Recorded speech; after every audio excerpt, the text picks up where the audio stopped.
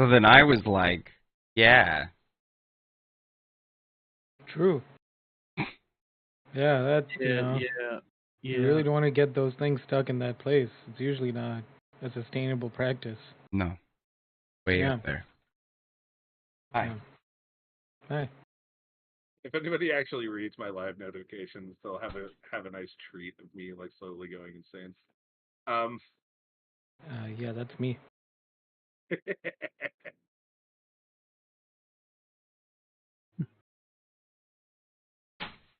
Oh, glorious DM, I have sent you a message. Uh-oh. Right. You're doing secret things. We are like, our faces are on the internet, by the way. Yeah, they are currently on there. Yeah. You 100%. muted yourself. Wait, somebody just cheer? Waited, oh my gosh. Yeah, we're still kicking. Hey, thanks for the bits. Thanks for the biddies. Good to see you, homie. In a minute. Yeah. Big red booty. Here we go, we're gonna get some. Oh. Yeah. Whew. Whew. Need to get you guys in on that thing.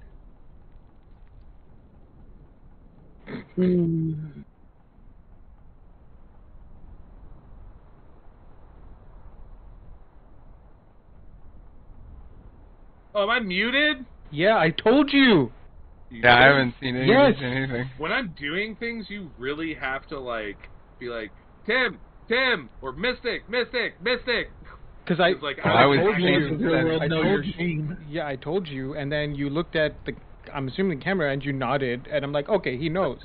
You literally nodded, so I'm like, oh, okay, he knows. He's just probably busy with something, and so I tabbed out to something else. I was narrating all the different things that I was doing. God damn it. Anyway. What the fuck are we doing? We're playing Dungeons & Dragons? Dungeons & Dragons. Oh, okay. Hi, chat. Hey. How are you today? Cute chat. I hope, cute chat. Yeah. I hope everything's going well. We're going to be fucking shit up today. And it'll be a good time, hopefully. Who knows? Let's just see what happens. Well, since Bladed Pelt can only stay for a little while, let's not delay any longer and let us roll. Yeah. Roll for some stuff. I rolled a 6. I need to put on music because I feel like I'm. Oh no. I rolled a 10. I rolled a 1. Oh. So that'll come down to you. There's a small chance you could do anything here, Mystic. I rolled a 9. Oh, you rolled a 9? I didn't hear that roll. Okay, so Rhea, it's all yours. You read your own recap. Hey, like I said, we did all combat, but it was nice and short. Alright. Dearest mother. Combat is story. If you interrupt me one more time, motherfucker. I hadn't finished scrolling, so it was well received. Alright. Dearest mother, not much has passed since my last letter. The party all rode on the... God, I swear I haven't been drinking yet. Let me... Yes. So his reading comprehension is pretty low right now, so once he For his own drinking, writing, mind you. It'll get... There, now I have an excuse. Oh. And give yourself an excuse. Right, there you go. Talk about reading comprehension for your own writing. I got a little bit of stuff prepared for today. Nice. Dear mother, not much has passed since my last letter. The party all rode on the cart doing their own business when we were fired upon by some of the same laser-like guns we had retrieved earlier.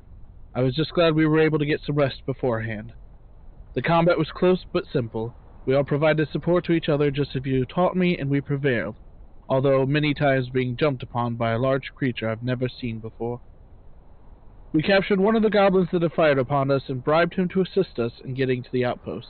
We then decided to rest in the goblins' old camp, where in the middle of the night we were visited by some large, jellyfish-looking creatures.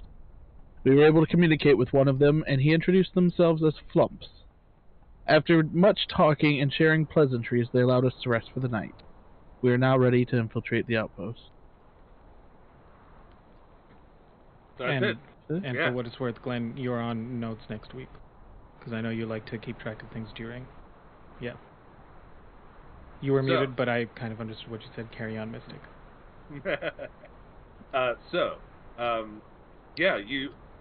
The party was on their way to this camp, and kind of ambushed, right? So, finished with that. Woke up in the morning after Jen had the rat folk kind of stagecoach driver, professional driver. She fucking Tokyo drift you through the caves.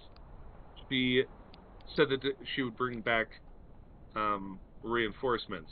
And as you rouse in the morning, Grix says, "Oi, there's some folks coming around the bend down the hill there." All right. Yeah, everyone's probably up at this point because we're on job operation mode, right? Sure. So he's probably just working away at his notebook or whatever. He's like, all right. Rhea, Cascade, it's time. Up and at him, and then I'm gonna go stand out visibly so that they know where to come. So as you kind of like go out into the open, these rat folk start coming around the corner, and at the head you see just a couple kind of like normal looking rat folk. Looks like maybe scouts, lightly armored and fast. But a couple moments later you see several like 10-person bands come around the corner all simultaneously. You see, let me see the number that I have over here. You see 5 of them, and the last band in particular is very heavily armored, and and there's a palanquin that is being pulled alongside. So like 2 very large, heavily armored rat folk are, carrying this palanquin across this way, and apparently they walked all the way here, as they do not have any steeds of any sort.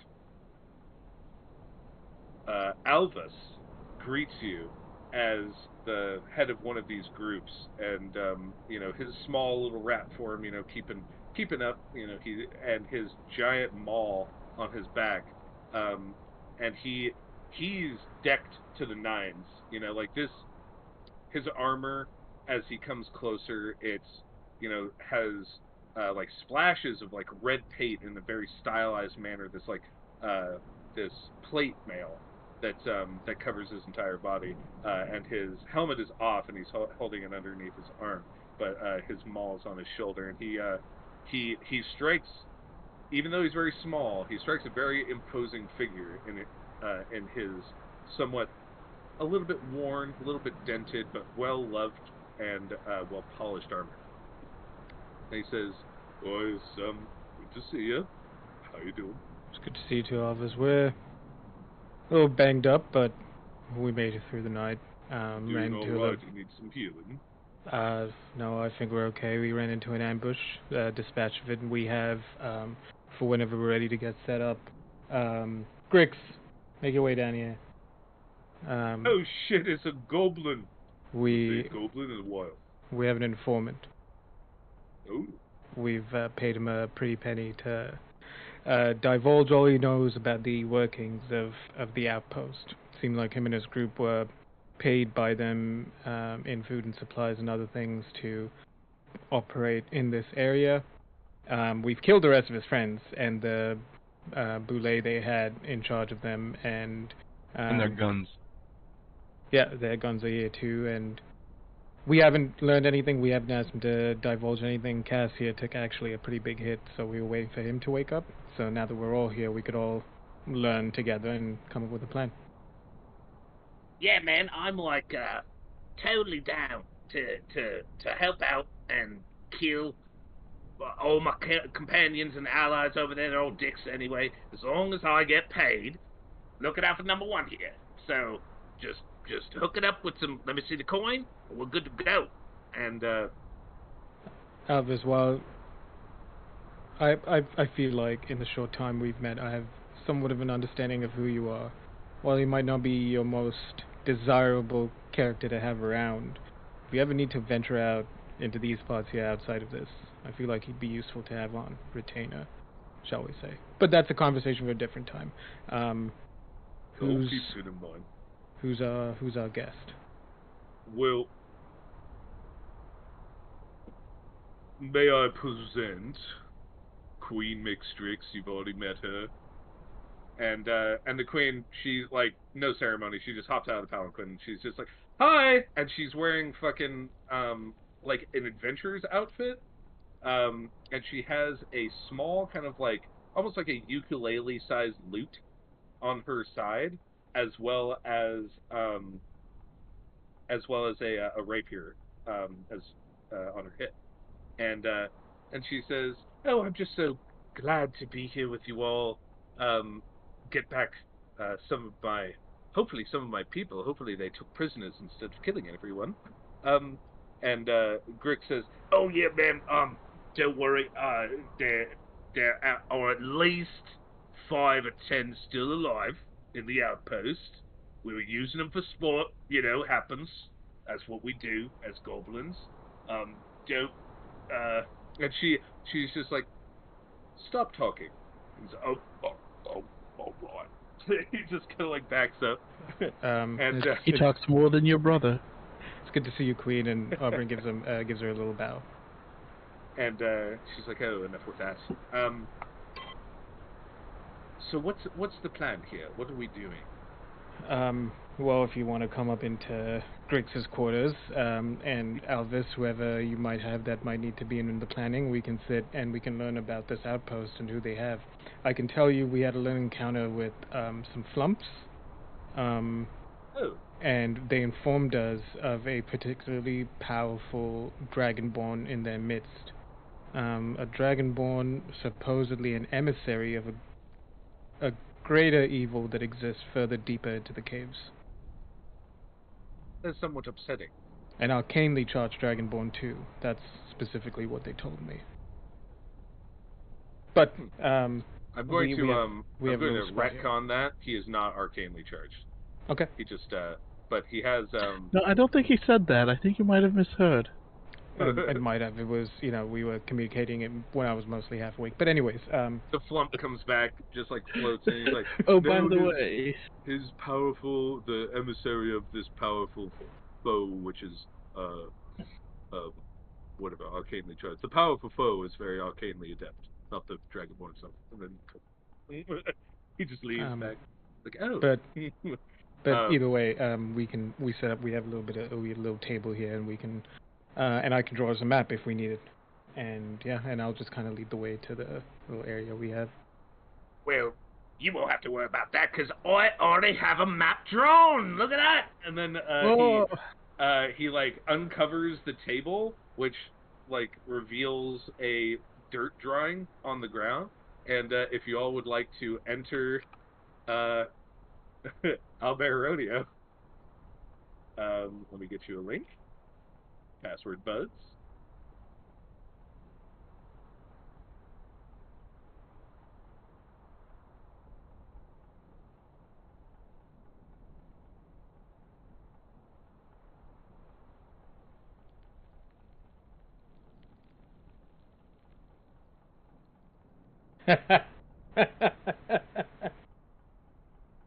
Love it. He says, this is as detailed as it gets, alright? Did you draw this? Oh, you know I did. And you see, I could speak your language, I could read and write common. It took me a while to learn, but I got it, but everything's labeled on the map, except You cut out. For what? Except for the latrines, I didn't label those. Thought it might be bad for the lady, and he kind of like bows his head to Mixtrix. What about me? So, your lady? Yes. I didn't even think that you had a gender. Just kind of like a bird thing. I guess birds are boys and girls. Are birds boys and girls? Yes, we have different sexual organs. Well, I ain't no scientist. That much is obvious. All right, tell me about this, and I'm gonna gesture at this because I can't read that. What's this little spot you've marked here? I mean, it's plain as day. Common is common. No swim will drown. It makes sense. You give them that. Right. Yeah. Is it a muck pool? No, it's water. You could drink out of it. It's used. We used it to drink out of. It's perfectly fine. It's just there's like a riptide something, and well. Oh, I see. Couple folks died.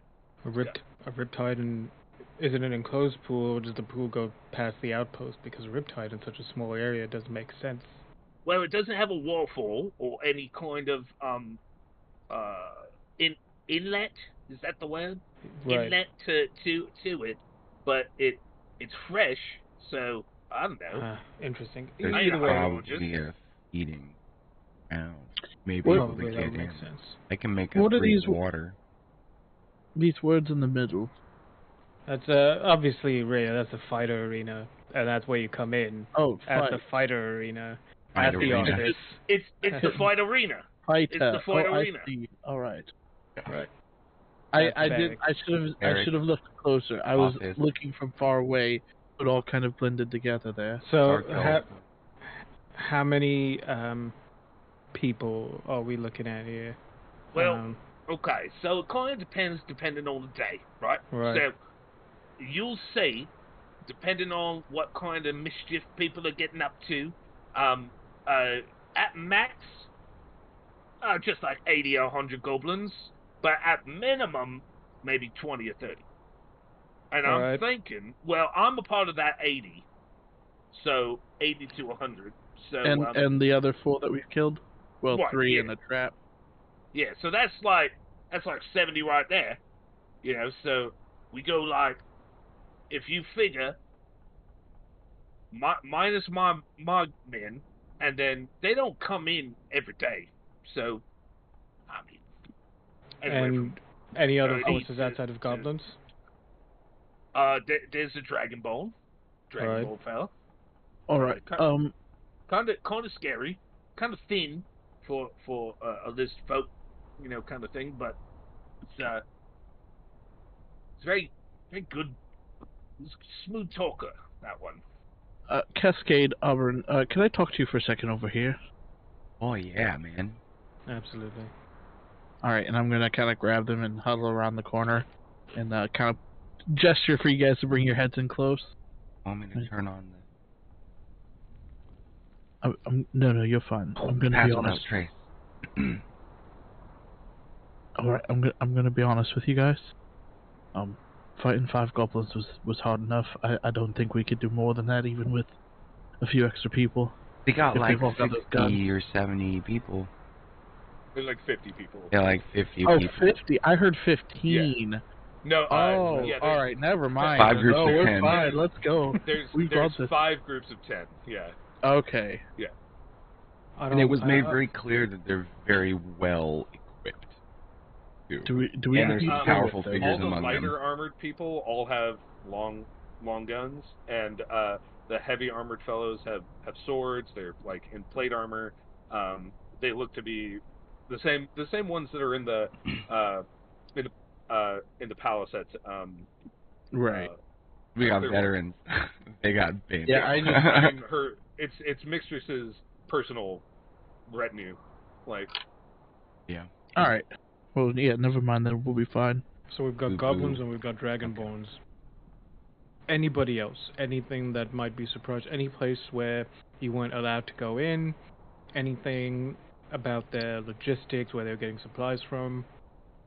I mean, we often go foraging, and by that we mean like hunting dark elves or other creatures of the Underdark, to the north there, to dark elves' lands, so up to the north, and so we capture people, eat them, shit like that. But there was there is a separate area that your flighting type people they have in, and it's like a passage. There's like a really rickety walkway up. It's kind of on the side. You'll see it clear as day when you get in, but it's really far up there. Um, and yeah, they go up there, and sometimes they bring supplies down. So, like food. Oh. So that's probably where our next clue is gonna be. So if we're able to get in, however we do so, eliminate the goblins, take care of whoever's left over as the prisoners, then the three of us at the very least will make our way up. Also, question: is there anybody over there? Because it seems like you don't know much about any of these bird folks, right? You don't really interact with them, or didn't I mean, before. I seen him, go back and forth around places. Is there That's anybody about at the it. fort that we might want to ask questions about that maybe talks to them more than anybody else? I mean, the Dragon Ball fella. The Just Dragon that Ball And guy. then Project. and in the offices they got papers, writings, things like that. Sure. So maybe they have some information in there, And the bird folk you've seen, what do they look like? like red, What about their heads? like bald, except for Bald, one. So like a big guy. He's big like guy. he's red also, but he's got like he just looks tough, big guy. Right. Like Did you ever hear what they might have called him? um well they call him some would call him Cameron, others and other people call him Redbeak. All right. All right. Alvis, our preliminary discussions with Grix here involved him potentially acting as some sort of distraction, to potentially gain passage in. I'm no expert. Rhea, this might be more your forte. I'm no expert at large-scale operations like this. Alvis, what do you recommend? Well, Queen Mixture Seer is actually quite expert in siege breaking. She's done it before. It's I actually how apologize, we met first Queen time. Matrix. I didn't know. I wasn't trying to.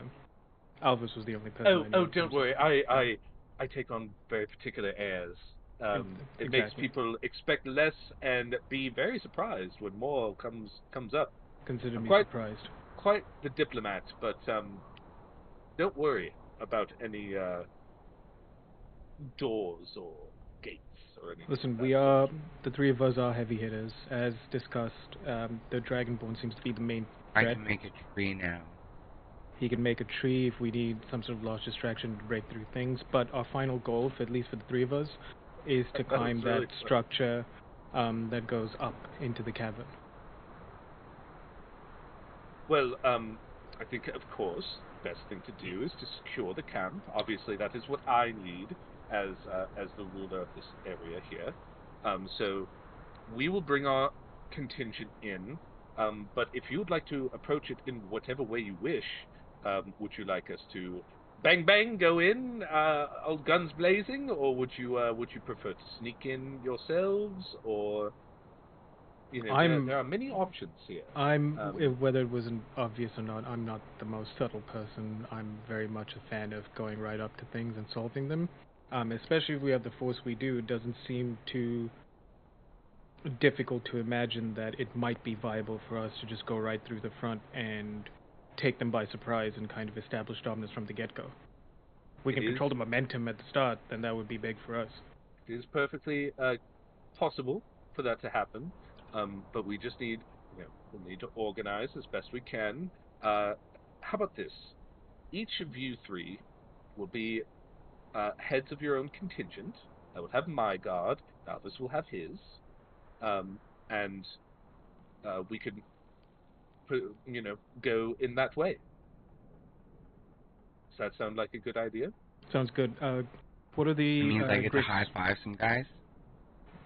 Oh, absolutely. Oh, I mean, As long I as would they're expect good with that high would fives. increase morale. Griggs, what are these? And I'm gonna kind of gesture at like here. What are these outer walls made of? Oh, that's the edge of the cabin itself. Oh, is that the edge? Okay. Yeah. I was just wondering if there was walls we could just kind of bust through as even more surprise chaos. Unless you got a powerful spellcaster that could dig. I know we got some shamans and the goblins, in our tribes. There aren't really any magic users down in the camp. It's mostly kind of stupid people, frankly. I mean, besides myself, of course, and we just high muscle, right? Keeping it down. Rhea, what do you think? Each have our own contingency and we just go right in, capture the momentum right from the start, secure the camp, and then we, the three of us, can just make our way up after everything's taken care of. How well can goblins see? I mean, in the dark, we can see quite well. I snap and turn out the most close torch with I can see all you. You're there. you light it. Cool. That's sick, man. So what's a way we can might take have advantage of your difficulty. voice? Yeah, we'd be the only, in terms of your question, Rhea, the three of us would be the only people with dark vision issues in the dark. But yeah, Griggs, what do you suggest?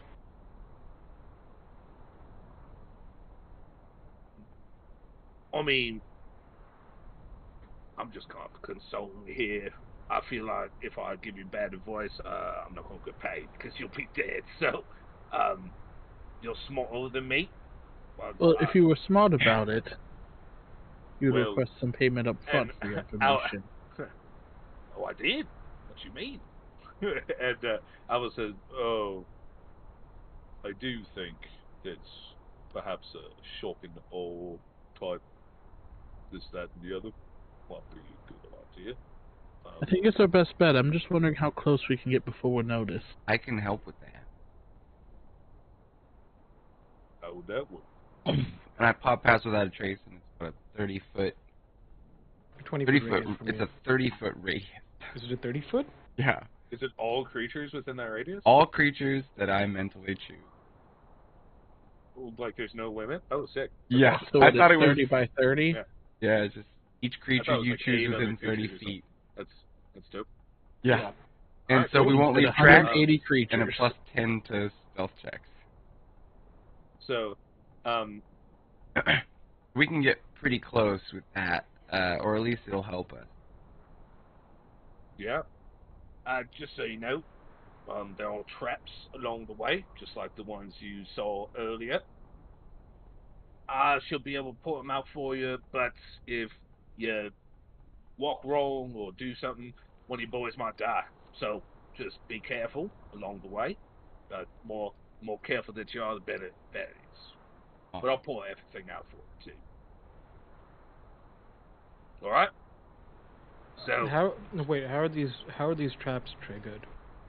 usually by stepping on them.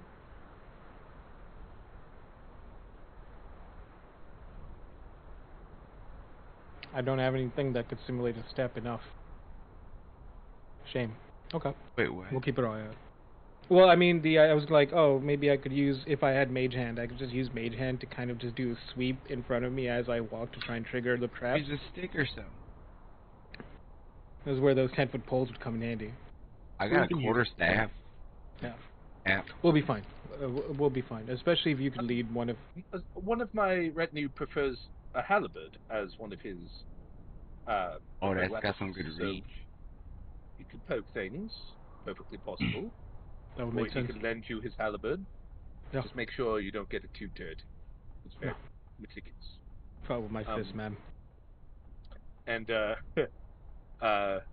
she kind of like calls over, Stephen, Stephen, and Stephen comes over. He's like, yes, ma'am. How are you today? And he looks very like, if a rat can look like posh and kind of what's the like a dandy. Like That's Hugh him. He has Grant. like he has like beautifully coiffed like hair on like that. It's almost like a perm, like it's curly and like coiffed and like this beard around his neck and up his chin, and his hair is parted in kind of like a dandy fucking two-way part, and like he has dyed white tips, and he just it's like, oh ma'am, yes, I'm anything I can do to be of service, and she says, Stephen, I know you love your help, but we need it for this particular exercise. Oh, it would be my absolute pleasure. And he goes back and then comes back with his halberd and hands it to you. And so, if there's anything else, please tell me. And he kind of like bows and backs up and backs up. I'll make sure I return this to you. I'll take good care of it, Master Stephen. Thank you. Oh yes. And all right, seems like we've got a plan. That means, at least I think, with Cascade's spell here, we could have two contingencies move up front, where Cascade's working on the spell, and I could at least sweep for traps along the way. Grix alongside me, and so he could try to point them out. well, I need to be up front. Well, at least I need to be up front eventually, as I need to be able to destroy the door. So, we'll go up front, clear the way, and then we'll hold and wait for you to make your way up. That sounds fantastic. Perfect. So, Is there a way we can like quietly move traps? I don't want to set them loud, but if we can mark them some way so that the following is. If you want to, this is the way the mechanic will work. If you want to set off the traps, they will not have a possibility of being accidentally walked into by these 50 people that are walking in this pretty confined area. If you would like to set off the traps, they will make noise and may alert the people inside the base, and they may be more ready when you're available. I can use my quill to mark the traps. Just draw sigils, markings in front of each trap, so they know what to expect. So you can also draw it like away from where they would be able to see to. Oh, absolutely, yeah. And that would help any checks that you would have to make as like, right? So okay. So you're going to not be setting off the traps. You're going to be marking the traps. Yes. Okay. With so with Grix's help coming along with us. Sure. Yeah. All right. So I'd like you to take one of you each to take these tokens. These three on the left. This is.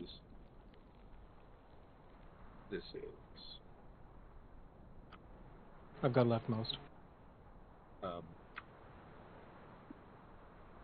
And you could put the name on it as well, if you'd like.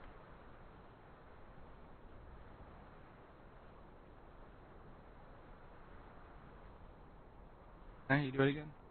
No, you just click it and then you just. Under. Yeah.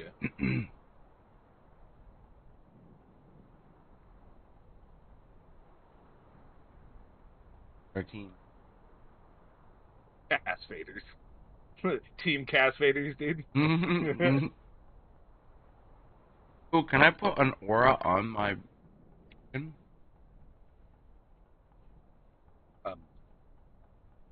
What? Hmm? No.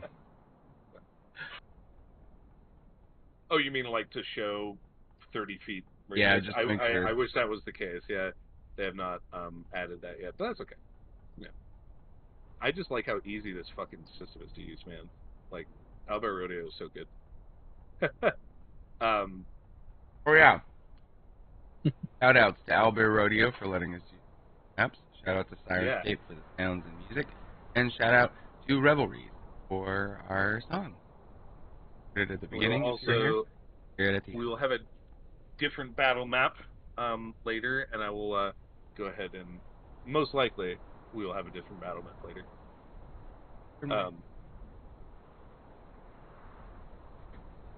I moved it down. Oh. Can you see it down there below the map? Okay.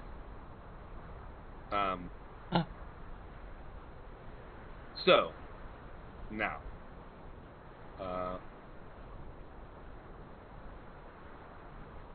so you begin setting out after preparations. Everybody, you know, everybody kind of like leaves their packs and stuff like that there, like in this area. They're not going for. They assume that they're not going to be going into this area for a long period of time, so they're just leaving everything here, very light, so they can move quickly. And Mixtrix, she actually plays a very beautiful song on the ukulele, and everybody gets a 1d4 inspiration. What? Everybody gets bardic inspiration. 1d4. Oh, I was gonna say. I thought 1d4 inspiration points. Oh my god! No, you want me to run down? Yeah. You want me to roll, or are you gonna roll? I'll take the 4, please. It would normally be like a D12, but she's doing it to many people, so it's just kind of, I'm just scaling it a little bit. It's flavorful. Fucking enjoy it. Anyway, you all start making your way. Yeah, you all start making your way into the kind of dark, winding tunnel of the area. And as you get closer, avoiding a couple very obvious traps, there, no rolls needed once they're pointed out. Like, they take a little fucking tripwire off, and it's easy. But the area becomes foggy, and not fog like you're used to from the surface. This fog is noxious. Like, you could breathe, but it kind of coats the back of the throat a little bit. It's sure, yeah, mask up. It smells foul, almost acidic in nature, like you're breathing in vinegar. Go ahead. I know that it will eventually still permeate, but I'm going to pull some water up and put like a bubble over my head so that it doesn't go directly into my lungs. It'll take a little while longer to filtering absorb. it a little bit. Yeah. And there's no like negative side effects except for out beyond maybe like 60 feet. Everything has half cover. Because they're obscured. So, as you get closer, the first kind of like weird trap that covers the majority of the pathway, just a giant pitfall trap with spikes apparently at the bottom, is pointed out to you by Griff. So, I would like LR to roll to see if your contingent of people are able to deftly avoid these traps. Roll what? Just roll a d20. Okay. Yeah.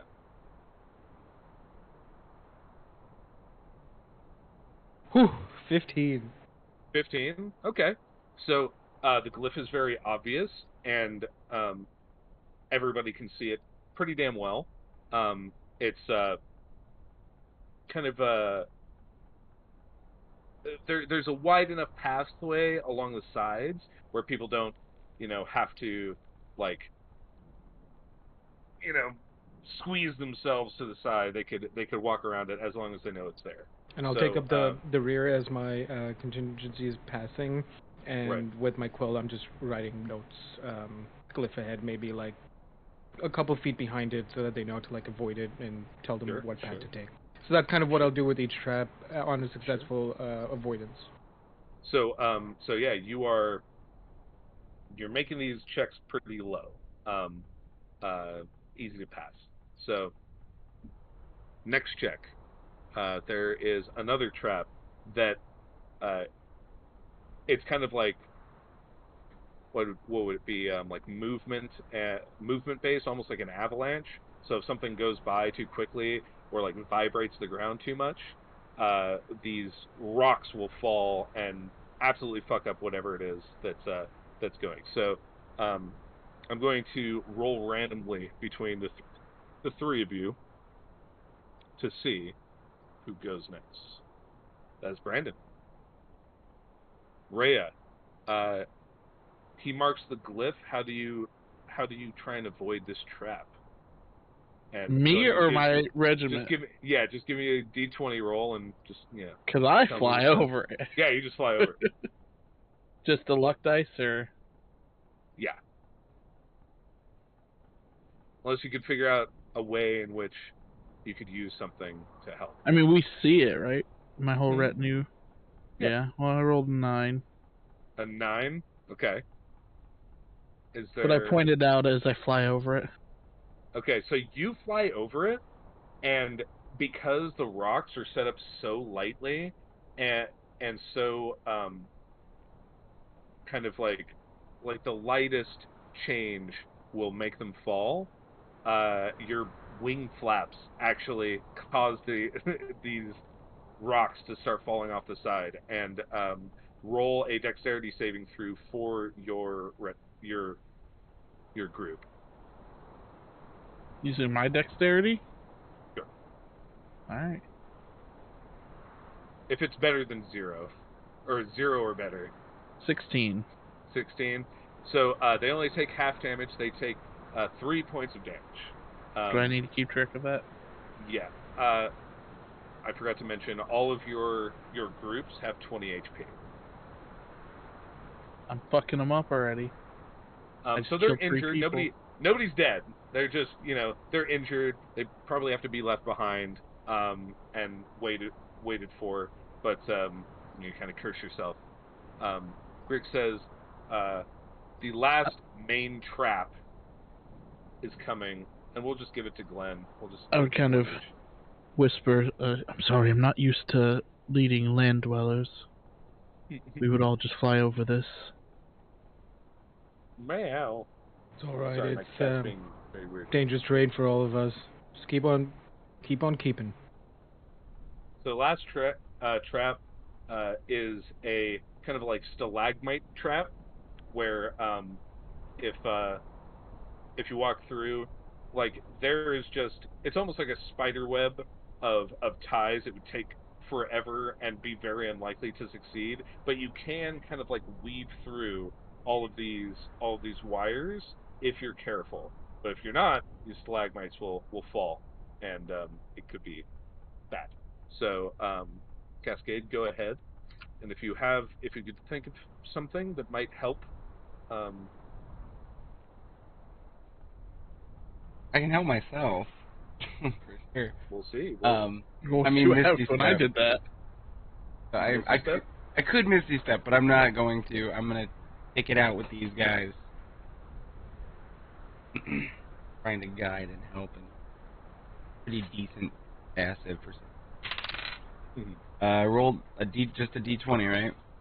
Mm-hmm. That's a 14 on the die. I don't know if I add. That's a 14. That's perfectly all right. Cool. You are able to deftly avoid, even though you're high as fuck, and you've been kind of like just asking everybody in your retinue for a high five the entire time. You're like, oh shit, I gotta pay attention now. And then you're like, you do a little cronk, a little and you get through pretty well, and they all emulate you because you're the fun group, and they walk through, and everybody else is able to to move over. So you did activate one trap, which means that they uh, the group will be a little bit more alert than they would normally be, but not not enough to rouse the whole camp, we might imagine. So for this last trap, Cascade got through just fine, right? And so we kind of see that, him and his contingency. So kind of emulating that, I would go through next, and I would use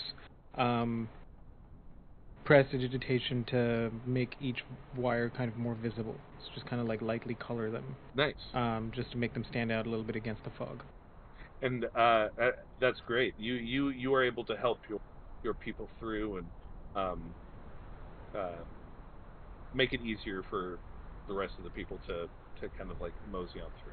I just wanted to do a few checks, see if you got damaged a little bit. You know, kind of even things up, change the battlefield a little bit. You know, you never know. Right. And so we're gonna set up for a standard button hook entry here. So we've got the two groups off to the left and to the right, and we're waiting for Matrix to come right up the middle. Okay. And so the moment that door is blown, we'll just go in and spill out into the sides and converge. And you see at the top in this like little gatehouse, there's one group of like several goblins that are sitting out, and they're like looking down, and they're I need you to, all three of you, to roll stealth checks with your pass without a trace. With that, Remember, that plus 10. whether you want to use it or not, we also have the D4 of Bardic Inspiration. Now this is another flat roll, or does this use our mod? That's stealth check. Stealth check. Okay. Yeah. I got a 23. Yep.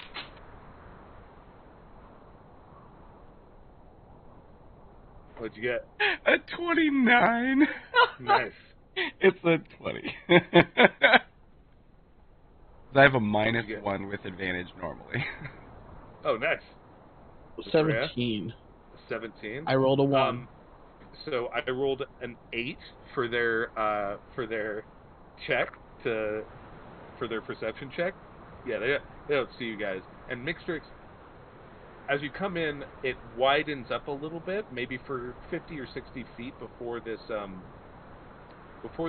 very well made, clearly like cobblestone and cut stone wall with a nice sturdy iron gate in front of it. And she says, "Well, boys, are you ready?" Just 1 minute, and then I'm gonna cast a spell. Because this is one of those times I'm summoning my skeletal archer, and Sounds so good. I'll have her at my side. Okay. And now, your attacks, because combat is going to be interesting, your attacks will deal an additional 2 damage. Okay. Okay. Because you have that skeletal archer. And Mixture says, anyone else? No? All right. Shillelagh. In a moment, she goes from being this very casual, like happy-looking, Mixture. She's been very sweet and pleasant with you guys the entire time, to her eyes kind of set, and she looks at this iron gate,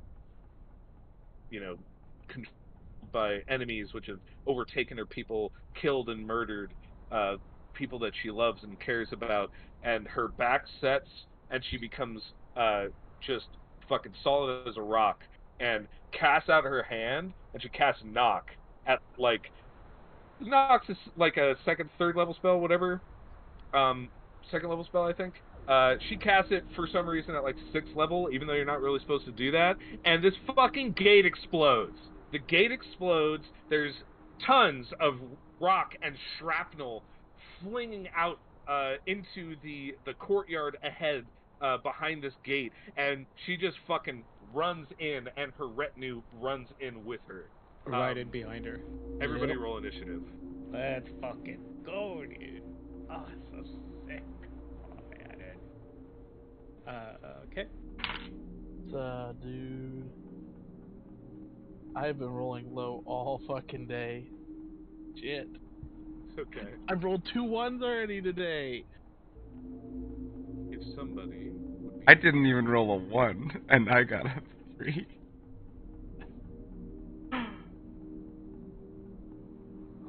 If somebody would be kind of... Yeah, thank you. Did you get a 3, Cascade? Okay, you already added it.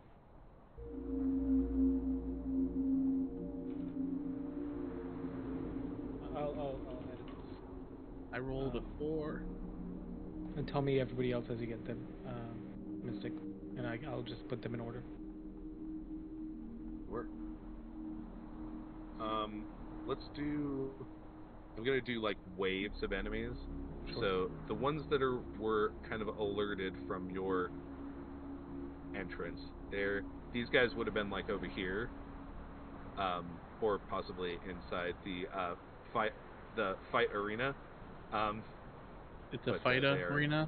Yeah, the fight arena. The fight arena. These guys will be on the slowest initiative. The ones... Actually, sorry, not this guy. These guys be very slow. This is that guy. And these 4 be a little bit faster. Like midway. So of the 3 rolls, that is how it's going to go down. Need dice. Alright, green dice, don't fuck me over.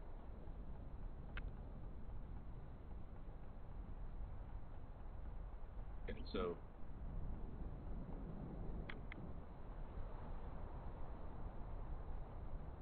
purple with a 2. And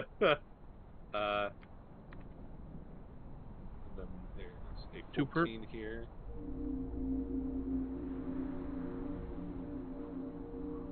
And then...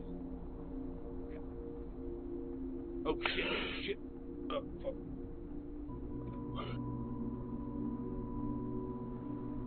I'm sorry, I'm yawning so much. Jeez. Oh, shit. They also rolled a 14. So it's actually... it's gonna be green. And technically orange is gonna be first.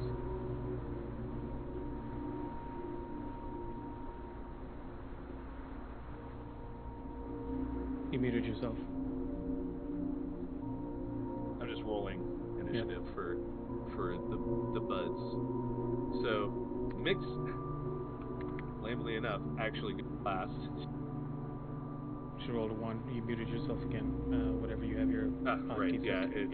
set. She rolled a 1. And then it's to my arrow buttons because I normally never use them. Right. But and then Alvis rolled a 14, so I'm just gonna put him right in the middle of these 2. Have we? All right. And that is our initiative. Ladies and gentlemen, you are now bum rushing a camp of goblins. Welcome. Auburn, it's your turn. What would you like to do? Oh, so okay. Let me explain. Sure. So yes. all of your groups are ranged. So and they could shoot this entire area. It has worse range after like 120 feet, I believe it is, for like a longbow. So, but they could effectively shoot all of these at least with disadvantage. And each of these squares is 10. You all have normal 30-foot movement speed. 25. 25. Aarakocras get 5 less than humans. But you're with a group of rats, so they'll push you forward. How about that? Alright. They drag you along, just to make it easy. And then 10-foot squares, and all of your attacks will deal 1d10 plus 2, except for LR will deal 1d10 plus 4 because he summoned an additional unit. All right. So, good?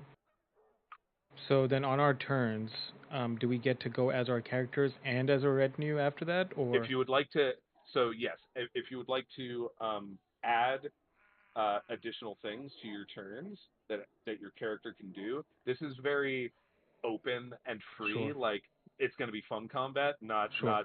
by the book rules. Okay. So Okay. um, So then just kind of tell you what we want to do, yeah, and then tell me what you want to do. Okay. So like I said, explosion, knock to the umpteenth. Um, you know, a a shit ton of debris and rocks just fly out from this place and are covering, and in the smoke and dust formed, Mixtrix runs through. Rhea apparently right behind, Alvis as well, and because he's not going to let his little crush there get away. And Auburn, it is your turn. um, like coming through the gate, leading up right there. And collectively, I probably have my own gun in my hand. Can we see this group up here sitting in the watchtower? You can. It's like a very obvious, like open. You can see them clearly. Yeah, all of us are just gonna turn around and just shoot at this group. Awesome. That sounds great. So, go ahead and roll to hit using dexterity. Okay. So, do you want me to roll with and these my are rifle? +2 magical weapons. Okay, so do you want me to roll with my rifle and for them, or am I rolling for us just one? Just for them, and if you would like to add something like flavorful to that, we could maybe adjust damage or adjust what I could adjust Sure. what happens. Okay. Cool. Right. So then it'll be D20 plus my dexterity plus 2, right? Yeah. Yeah. Okay. Oh, let me just roll my fucking dexterity. What am I doing? Ish. 7. A 7. Yeah. Unfortunately, since they were on alert, they kind of know what's up, and they see the shit, explode, pass without a trace, drops. They have no idea, like, what the fuck? There's stuff right here, and their first reaction is maybe we should shoot it, and then you start firing, and they're like, no, we shouldn't, and then they just get back and like duck behind cover, and they're just scared as shit. But would you like to add anything else flavorful? What's their structure? Yeah, what's their structure looking like? These are groups of no, sorry, the physical building structure of this particular it's very well done. Like imagine Stone Shear, except for it's just like a camp. Right? Okay, then I'm just gonna yell at everybody else. Keep pushing forward. I'll get the rear, and I'm just gonna keep my focus on them for now. All right. That's me. All right. So Orange is going to fire back at you particularly, because you were firing at them. So let's see what they roll here. God, they rolled a 3 plus 2 is 5. So actually a 3 plus 4. So obviously they do not hit. We're just going to use your guys' AC. And but they're laying down some like cover fire, right? Yeah. Suppressing fire. And they're trying to get at you. But they're just really bad shots, and they're very. So a group of stormtroopers going at each other. Yeah. Alvis and his contingency, they are melee, so they are going to double dash. 1, 2, 3, 4, 5, 6, and they're gonna get right up in on these guys, and they're gonna prepare to start taking them out next turn. It is Green's turn. Oh, I forgot to do these other guys. I apologize. So this guy is going to shoot at Mixtress's group. They rolled a 9, and the other one is going to as well. That was a 15. Mixtress is a bard, so she doesn't have great armor, but she does have a lot of extra health in her retinue because of all the armor and constitution. They're beefy, people. Right. So that's a D10. So she takes 5 points of damage, but she has a lot. All right. Now it's Alvis's turn. He did that. Now it's Green's turn. We're gonna roll perception checks for these two to see if they even know what's going on. Nope. And then we'll roll per. These guys are inside of barracks. They saw something. They heard something explode very obviously, so they're coming out. And they are going to fire. This is longer than 60 feet. Yeah, so 10-foot squares. So times 2, right? Yeah, okay. So they're going to attempt to shoot at Mixtrix as well, but she will have additional. They rolled a 19, so too bad for Mixtrix. They will deal 3 points of damage. Not that much. It's good. All right. Now it is Rhea's turn. All right. So for flavor, I'm going to be flying just barely above the ground, so I can move that 30 feet. Sure. And I'm going to move my group over to this way. Sure. And we're gonna fire at this guy. Okay. So they just fire once for all their guns, right? Yes.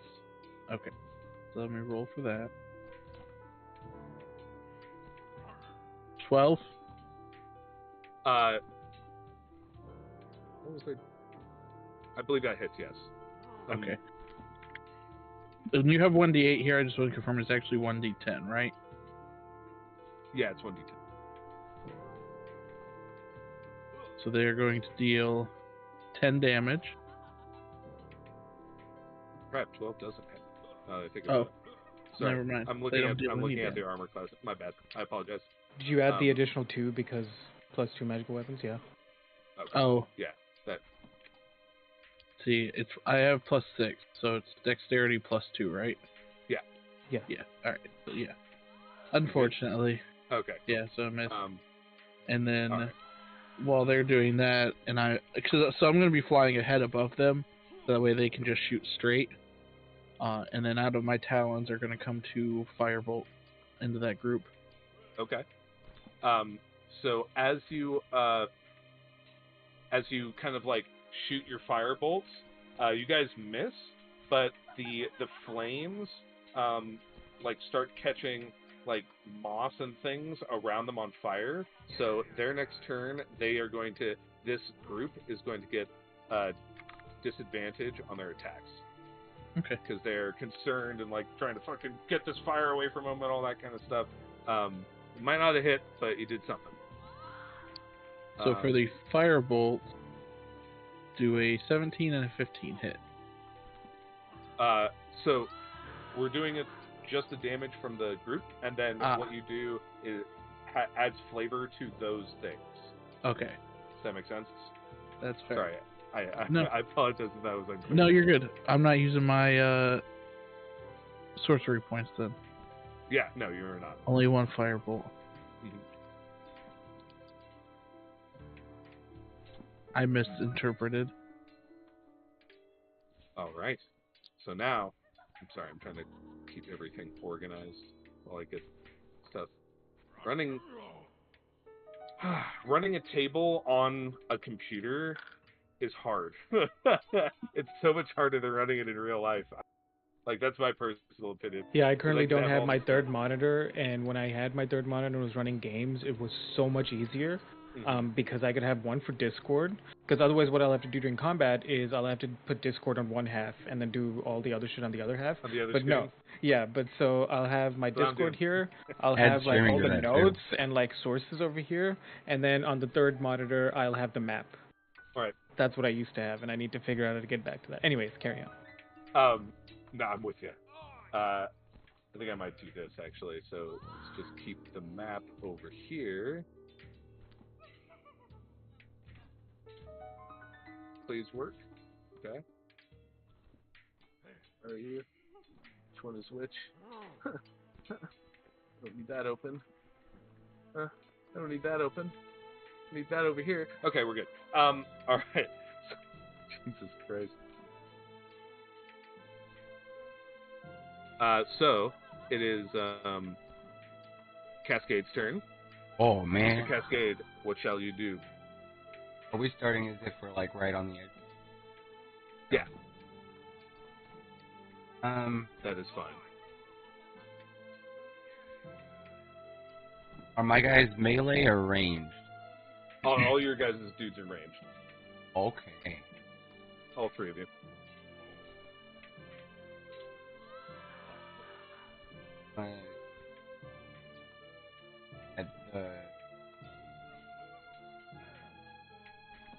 Ones that Alvarez is messing with. Actually, you know what? We'll probably actually stay in the gateway. So that these guys hopefully have to at least... Either they have to come down and deal with us, or they're going to have a really hard time just shooting around the gate. Yeah, we'll shoot it. Okay. Go ahead and roll to attack. That might... But yeah, dexterity. Like a ranged attack. Oh, I'm so bad at them. I have a minus on the dex. Oh, okay. All of their skill is based on mine? Then we'll make it a 0 for okay. Just to... They got a 6. Not hitting me. They got a 6? No. Do you add your +2? I don't have a +2. You have a for their weapons, they do. Yeah. Oh, 8. Still doesn't hit, but are you going to add any flavor or anything? I don't have any way to boost them at all. What would your character do if you had to turn? A character? Yeah. So, like, Rhea was shooting fire bolts while they were firing. Oh, so they get an action and I get an action. You don't get an action. You get to flavorify your lead. Your role playing here. You're like, how do you make it cooler? And then I will give you extra stuff according to you making it cooler. So, like, are you nearby one of them? Huh? I didn't know if you're near one of the groups. Like, do you cast cantrips while they're firing? Or do you have a gun with you? Oh, I'm not shooting a gun. Okay, so what would you normally do? I don't have any... I don't know if I have one ranged spell attack. So what else? Well, I've got Shillelagh. We'll come back to you. We'll come back to you. Purple is going to see... These two do notice because they are actual watchmen. 1, 2, 3, 6. 1, 2, 3, 4, 5, 6, and they double dashed. And this one will roll to see if it notices. No, they are currently involved in feeding Betsy, the female boule that's inside the state. All right. So Mixtrix, she begins playing her lute in in a bardic style and tries to inspire her people around her, and she is also a melee contingent. 1, 2, 3. So with the bardic inspiration which she has instilled in her men, these dudes run at these motherfuckers with a force, and they actually are going to get advantage on their attack. They still fucking miss. They rolled like a 9 plus 6. Or no, not is it plus 6? Sorry. Need to look at Mixtrix. I do have character sheet for me.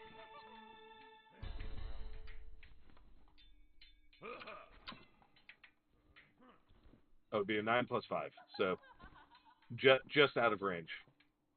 Goblins have 15 AC. So so they start getting in and start fucking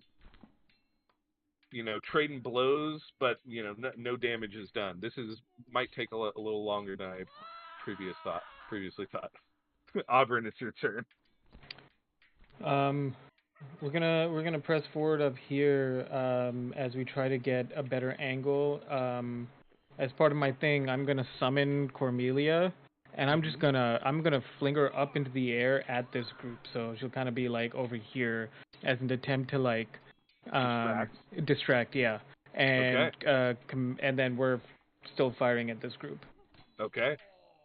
So they are going to have disadvantage on their next attack because they are looking at you or looking at Cormelia. Cormelia, dude.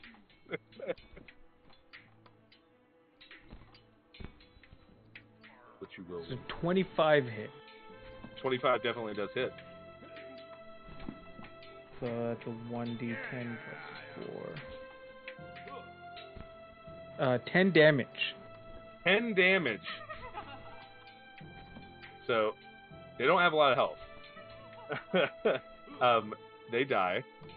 As Cormelia goes up to distract them, they're like, oh shit, and they start kind of like firing up at Cormelia, and you, taking this opportunity that you created for yourself and all your allies here, just bing, boom, boom, boom, boom, boom, just fucking nailing, steam is coming off these weapons as pulses of light are just flashing in this, semi-dark atmosphere. You see the green and bluish pulses alighting the eyes and faces of your comrades, and they're fucking dead. And I'm gonna like tap the closest one. Adam boy, fucking turn around, protect the queen, and I'm gonna turn around and aim at the other group. But that's it for my turn. All right. Yeah. Orange. This guy's dead. So let's put. I like putting these little dudes on top of dead guys. Boom. You go.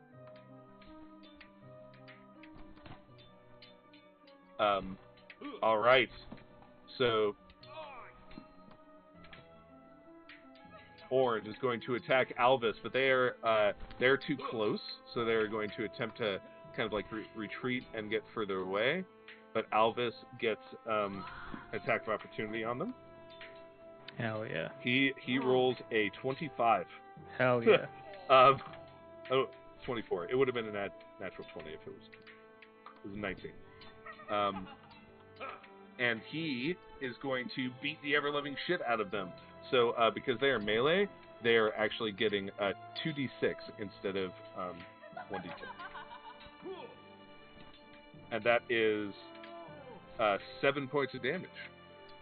So these guys take 7 points of damage, but they're going to fire back at Alvis and attempt to hit his group. And that is a 15 to hit. Alvis is a fucking plate mail wearing son of a bitch, so that doesn't even hit them. They just like take the brunt of this force, and you could see his armor is magical, and the armor of his small unit is magical as well. And it's almost like water is splatting and going off to the side of this armor, and it leaves like little like heat marks, like the metal is glowing hot, but it's just the magic is reacting with the other magic. It is Green's turn. Oh, this one has disadvantage on Mixtrix. They also need to run away because they are long range. Mixtrix will attack them. That does hit with a 17. And it deals 5 points of damage. So, Mixtrix boys deal some good damage, and they are going to attempt to attack Mixtrix. So it would have been a 23, but instead it was an 11. So that's nice. They miss. And that is orange. So Alvis is going to keep going and just run right up to these motherfuckers and attempt to attack the shit out of them. He rolls a 2. Sick. And misses. It is Rhea's turn. Already. So we're moving here. And we're going to fire on green before they move anywhere. And while they're firing, I am going to do something. I missed Green's turn, but it's whatever. I'll just do it. Yeah, fuck Not a them. big deal. I am going to do Ray of Frost while they're doing that. Okay. Yeah. So, yeah, Let me double check the distance just to make sure. Oh, that's not... Yep, I'm good.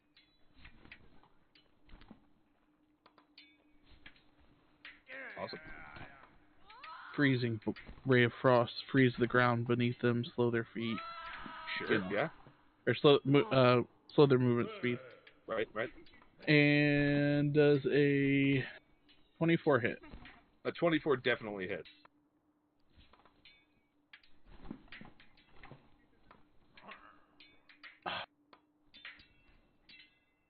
For 10 damage.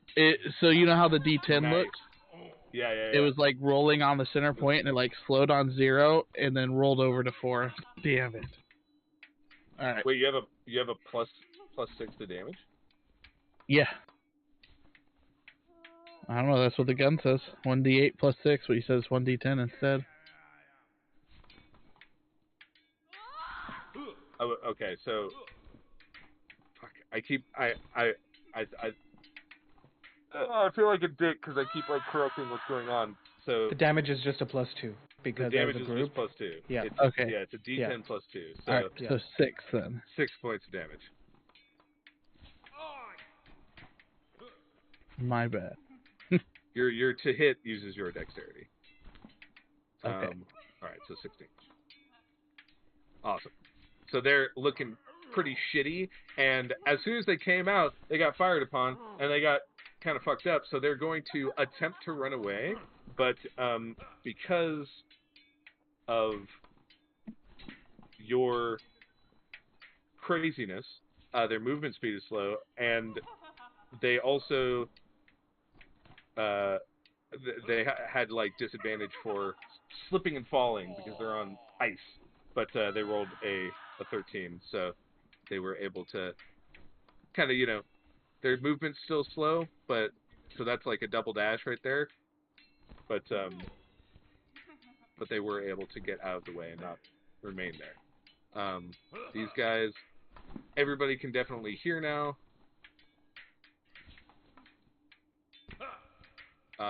These guys, so this pit is like, it's like a pit, so these people are below, so they're gonna 2, 3, 4, 5, 6, 2, 4, 6, and that's their turn. So Cascade, is your turn. Muted. Get this one. Sounds good. 18. 18. It is in the fog, like pretty far, but it would only give you a -2, so you hit it anyway.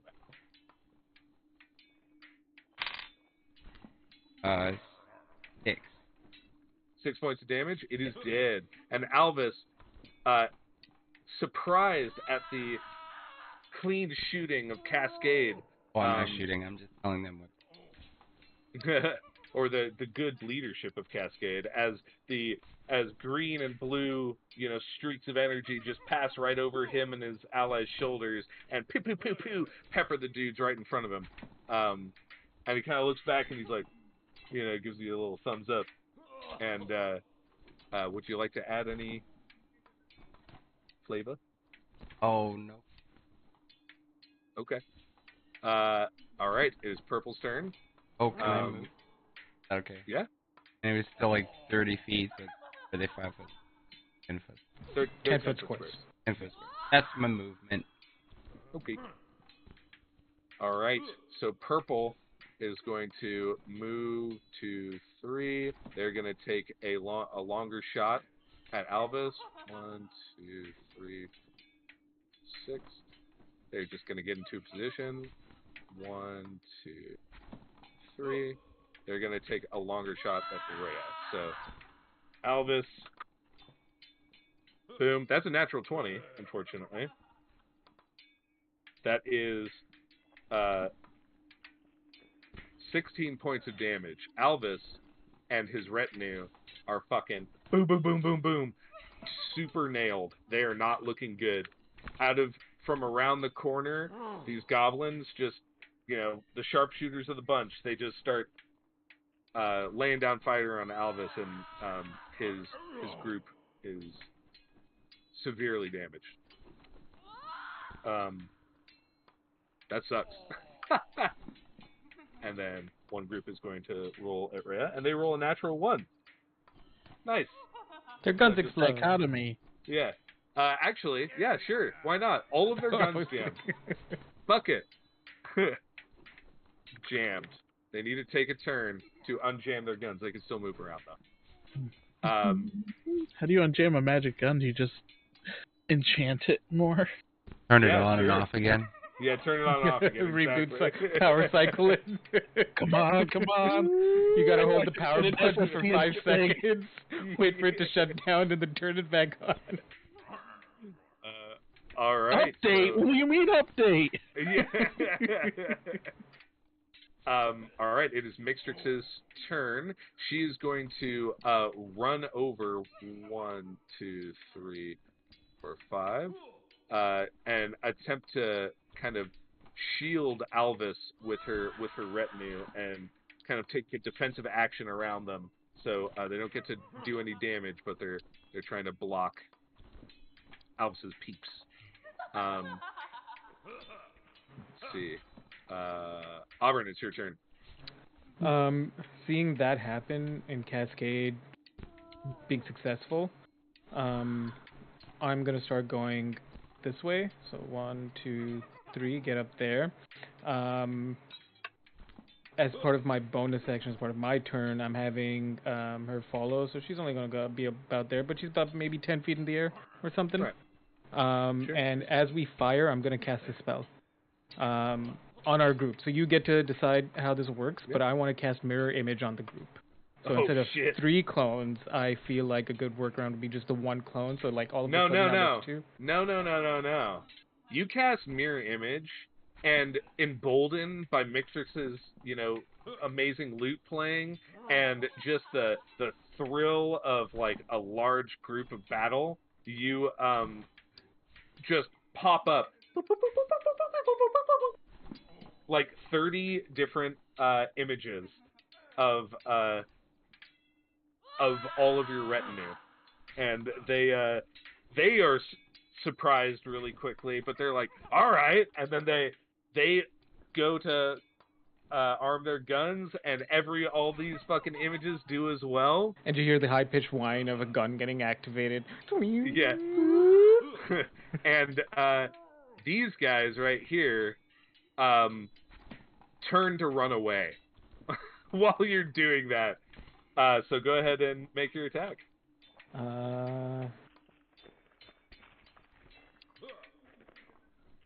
19. Yeah, that hits.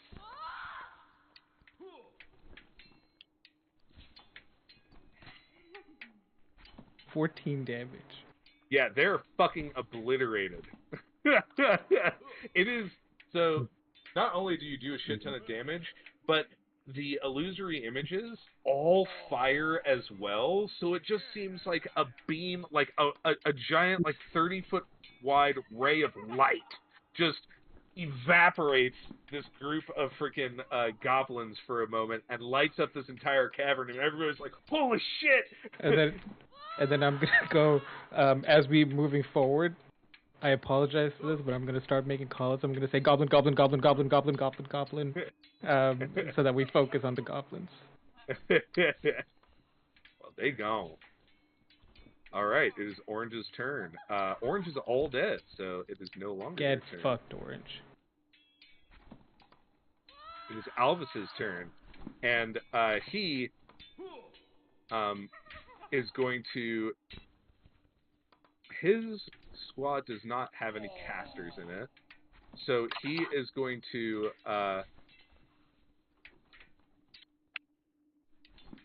He is going to try and seek cover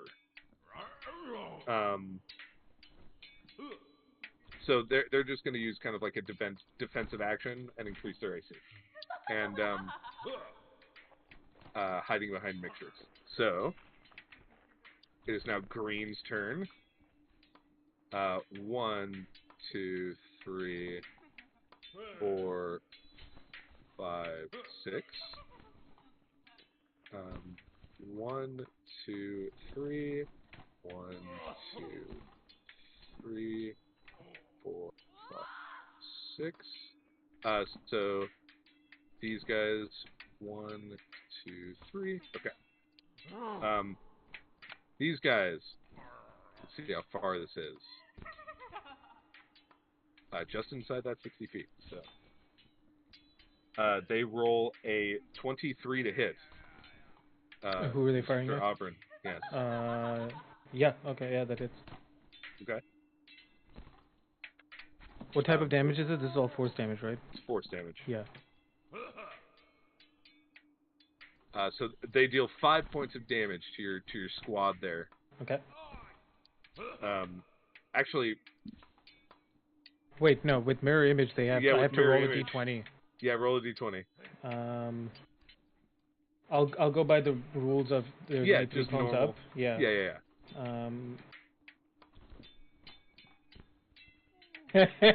I rolled a 1, so they target me. They target you. Nice. Yeah. So they deal 5 damage. To your squad there. Yeah. And do you need to roll for concentration now? No, it's not a concentration spell. Oh, it's not. No, it's not. Oh shit. Yeah. All right. These guys will also fire at you. That is a 19 to hit. A 19. Okay, you tell me. Let me fucking just say it. Just say it, baby. Wait, let me roll the d20 and then we'll see. I rolled a 5, so that doesn't work. Okay, cool. As a reaction, can I cast shield? Yeah, if you'd like to use a spell slot to do that. Yeah, sure. Absolutely. Yeah, so I'm gonna seeing getting hit by the second one. I'm gonna jump in front by the first group. I'm gonna jump in front of the second group and cast shield. Right. And yeah. Tell me how you're covering everybody with this shield. Like, I imagine it's kind of like Halo 3 style bubble shield. So I imagine we probably have the guns on like a sling of some sort. So I twirl it around my back and then I kind of bang my knuckles together and just spread them out in front of me, my hands. Nice.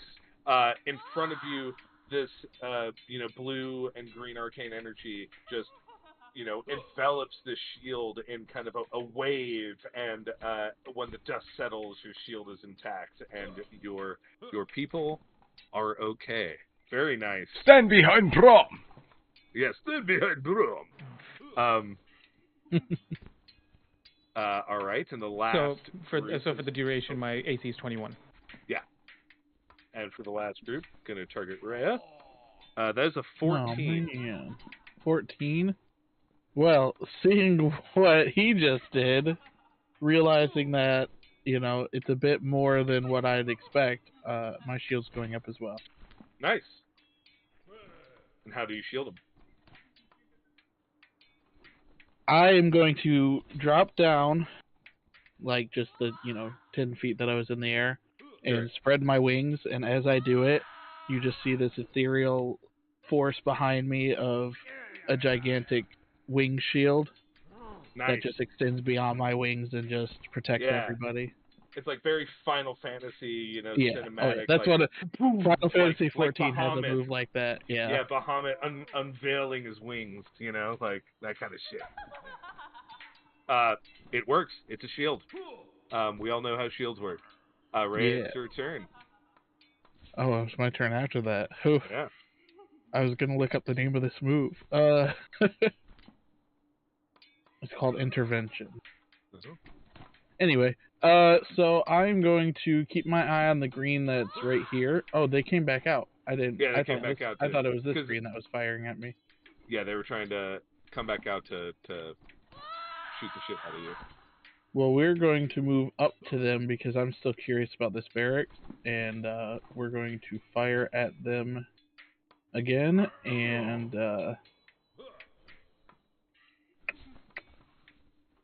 I'm just going to do firebolt with it. Sure.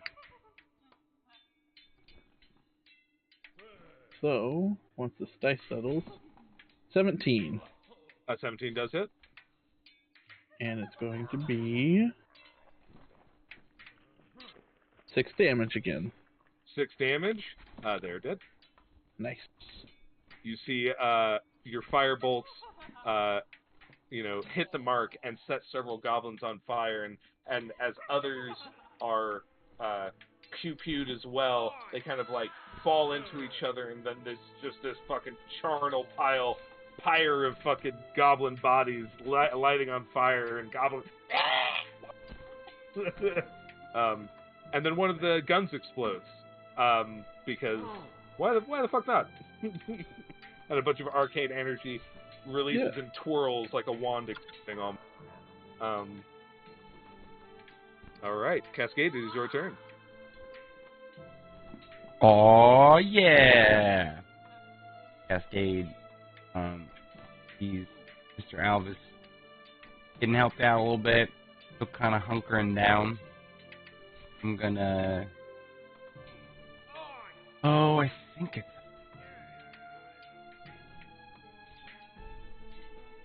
Yeah, cool. Oh, I can't do both those things. Just say what you're doing. I can't do both. They're both spells. I'm gonna start moving towards Alvis, my Cascader, and we'll get to here, and we'll have him fire at the closest. Okay.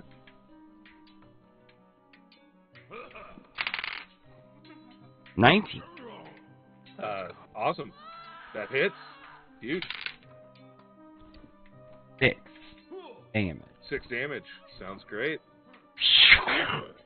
Good shot. High five. Yeah. High fives all around. High five. Yeah. And that's my turn. I do want to correct myself. It's not called intervention. It's called passage of arm. Okay. I just wanted to make sure. Don't need any Final Fantasy fanboys to come at me. Actually. Actually. Just realized that. Okay, cool. All right. Purple Urple is going to. Their gun is jammed, and they realize this, so they're going to run back here. Their gun is no longer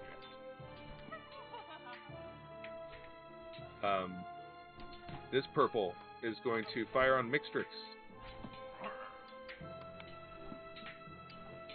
That is a 20 to hit, which certainly does hit. Actually, Mixtrix is going to use shield and do the same thing, and with a powerful chord and a kind of beautiful soprano.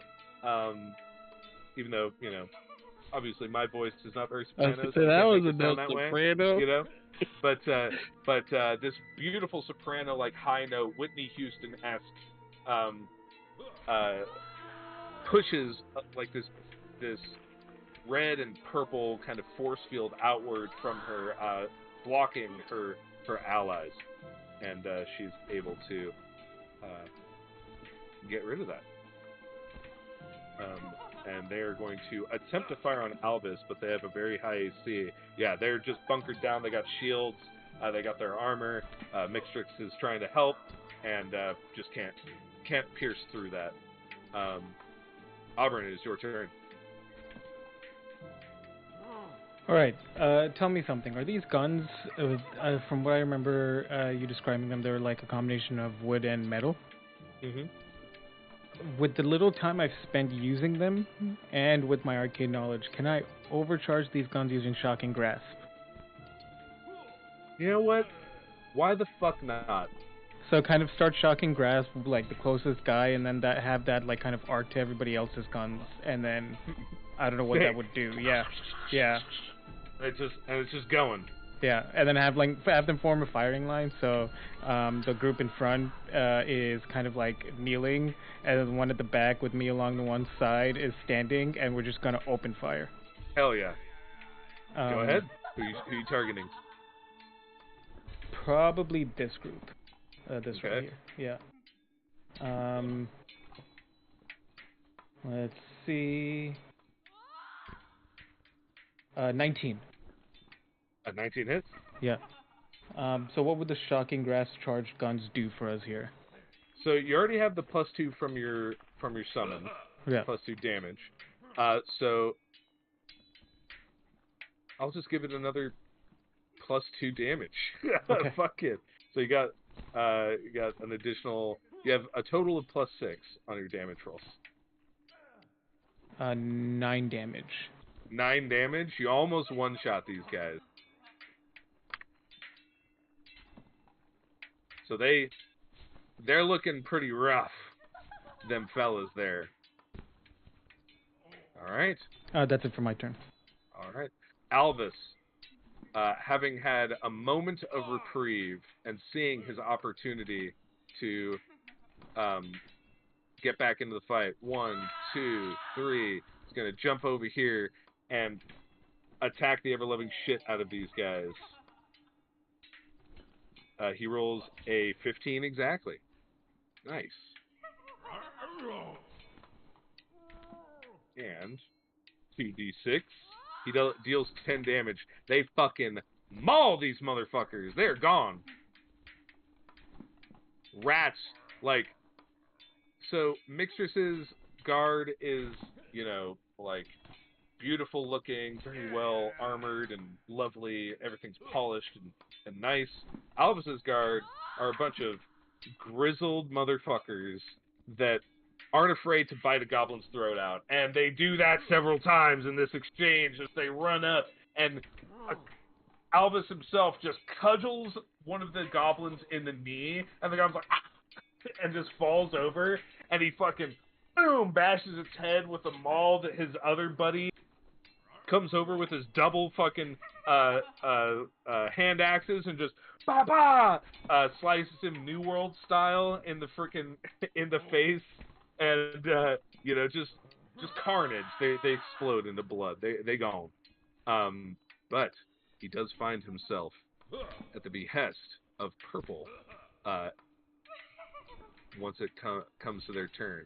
I'm sorry. I just want to cut you off briefly. You're just completely out of it. So I went to the market today and I bought some bread from a Lebanese grocery store. Here's the bread. Oh, dude. Hell yeah. Hell yeah. I love that, dude. Yeah. Bro, it's like a blanket. Yeah. Carry on. Dude, blanket me in bread, please. Alright, it is Green's turn. Having just got fucked up by Auburn, these guys are also going to fire and then attempt to retreat. Oh my god. Okay. That is a 24 to hit, Mr. Auburn.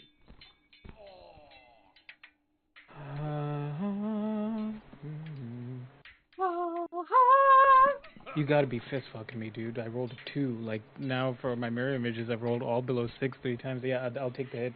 I can't even shield that. That is 5 points of damage. That is total 10 damage to my group. That's correct. So one of your guys gets nailed pretty hard, and he falls over, and a couple other have gotten hit. So I've been saying everybody's dead, but really it's like, it's battle. Like, people fall, people get winged, all this kind of stuff. Not necessarily all these goblins are dead, and not necessarily everybody that you have in your party is going to die if they all fall. But, effectively, they've been overcome. Alright, so they're going to run away. 1, 2, 3. And it is Other Green's turn. They are also going to attack Mr. Auburn. They miss very badly with an 8. And they are going to 1, 2, and jump through a window to try and get some cover. They all pile in, and there's like goblin butts in the window that are like squeezing into the window with each of them kind of. get into the barracks there. All right, that's it with green. Rhea, it is your turn. Joke's on them, because I was heading that way anyway. I'm gonna head over, stepping over these dead bodies. It's a pretty clear, like, open door there into these barracks. Yeah, however many of us can shoot into there, we're going to. Yeah, sounds good to me. You said some of them were still stuck in the window? Sure, yeah.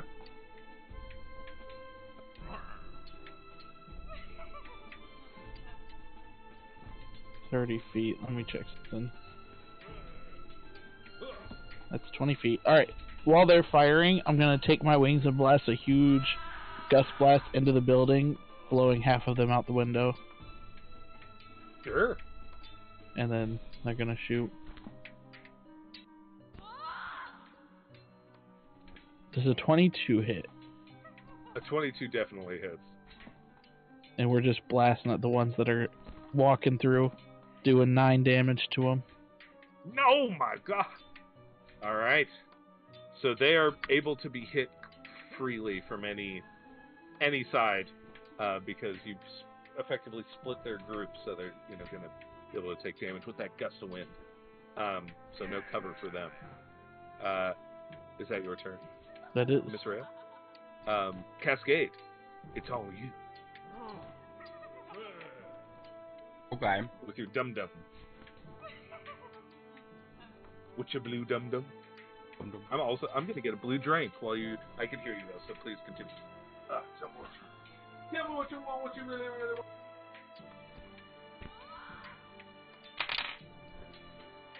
In the hit. That is. Oh yeah. 12 damage. Oh God. Max damage with them.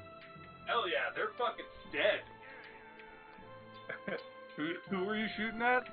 The unit to the left of Alvis. Okay, nice. Yeah, they gone.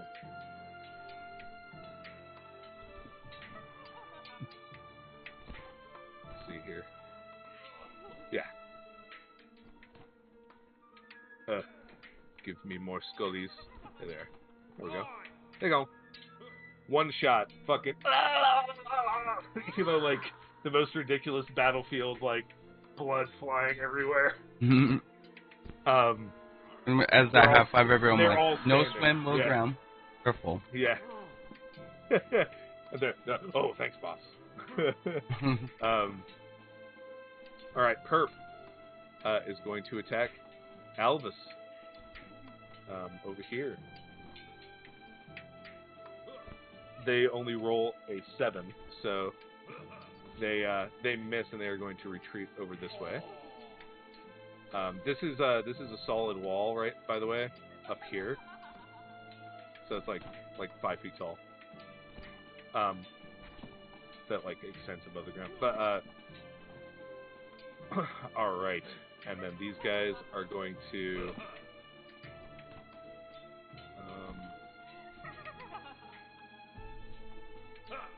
move outwards again.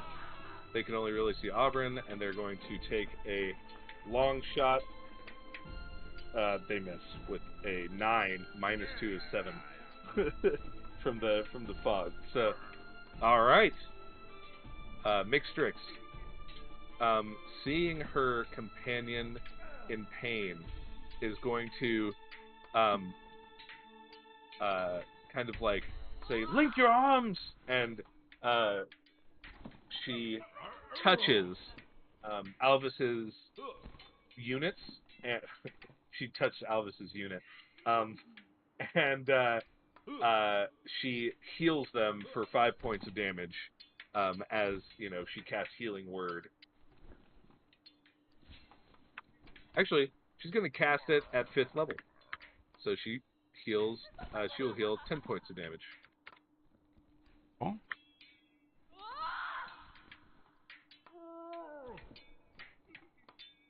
All right.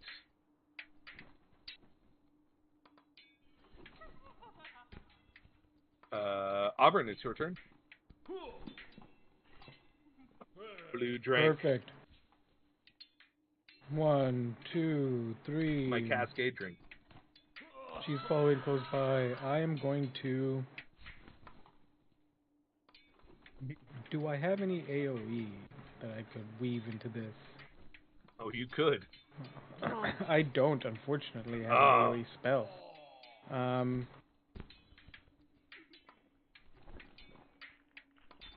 Yeah, we're just gonna open fire, and like as this like I don't have any flare for this time around. It's just my group and like our illusory images just pushing up, being as intimidating as possible. Okay.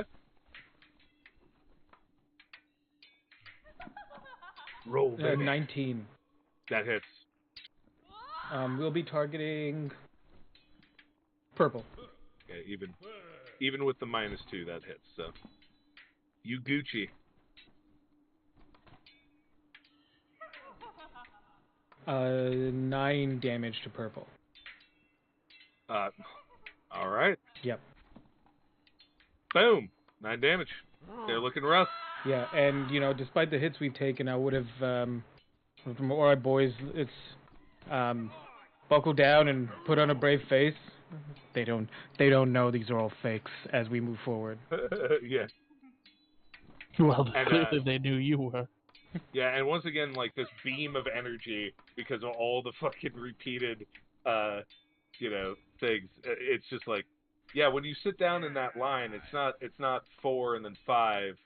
It's fucking 10, 10, and 10. It's like so sick. I love that. All right, Alvis's turn. He looks at his lady, nods his head. 1, 2, 3, 4, 5, 6, and gets right up in this bitch with this last group. Over here, he can do nothing. Green is going to target Rhea. That is an 18 to hit.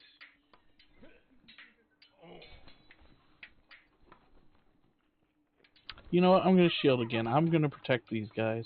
All right. These are my charges. Hell yeah. It misses. And green, once again, is going to target Auburn as well. That is a 21 to hit. She won't work there, but let's see if the fucking spell will do the thing that it's supposed to do. Right.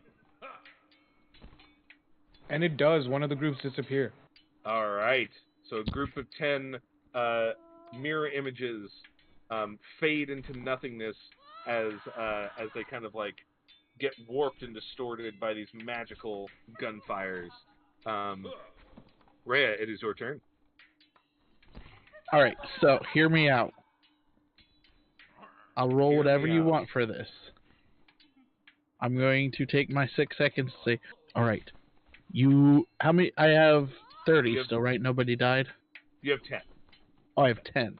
All right. Yeah. You 3, you 4. No, we'll actually split this way. Sorry. You half go for, and I'm going to point through the window in the back. I'll go for the middle, and then you 5 for the one in here. And so I want to split us up. Pincer the dude stuck in the window. I want to try to do 1 damage to each 3 of the groups. Oh. So 5 of my people attack the left green, 5 attack the right green, and I'll go for the purple in the middle. You know what? I will allow it. All right. For the sake of the coolness, you'll have to roll. So you're going to get a -2 for the 2 up here.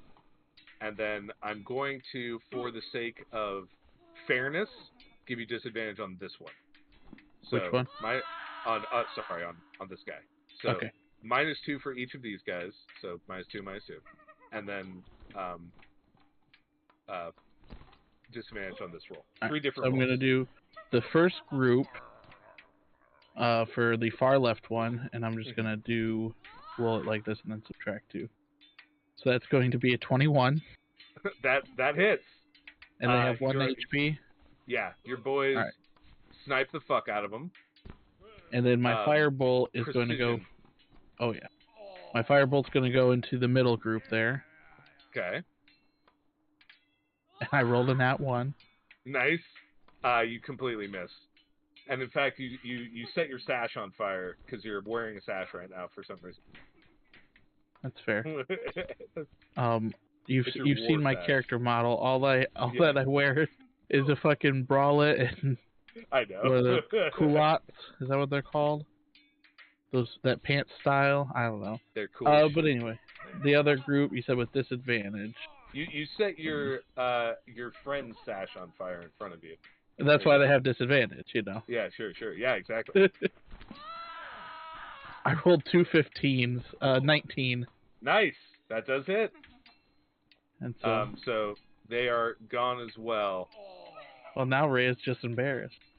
The plan worked except for her part. Yeah. Good one, boss. We'll get him. They're just trying to jazz you up, you know.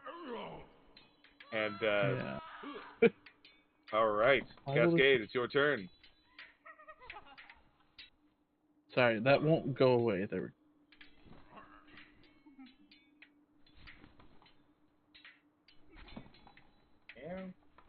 Solid wall. Yeah.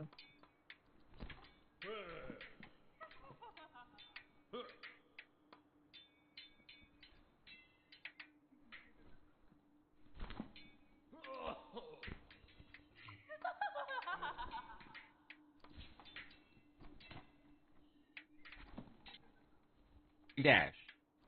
The old Dasher. Old Dasherooski to support old Alvis. All right. All right. Purple will attack. Well, they got to move out of the way first. Alvis takes an attack of opportunity. Rolls a 23. Definitely hits. See if they can survive the 2d6. That is 5 points of damage. They can. So they will clap back and attempt to attack Alvis. All right. They hit with a 19. And then that is 1d10. Sorry, just trying to get all these dice. All right, that's 5 points of damage. So Alvis is back up to 11 points. But him and his boys, taking it. Like, they've been hit a lot, but nobody's been downed yet. They're just mean fighting machines.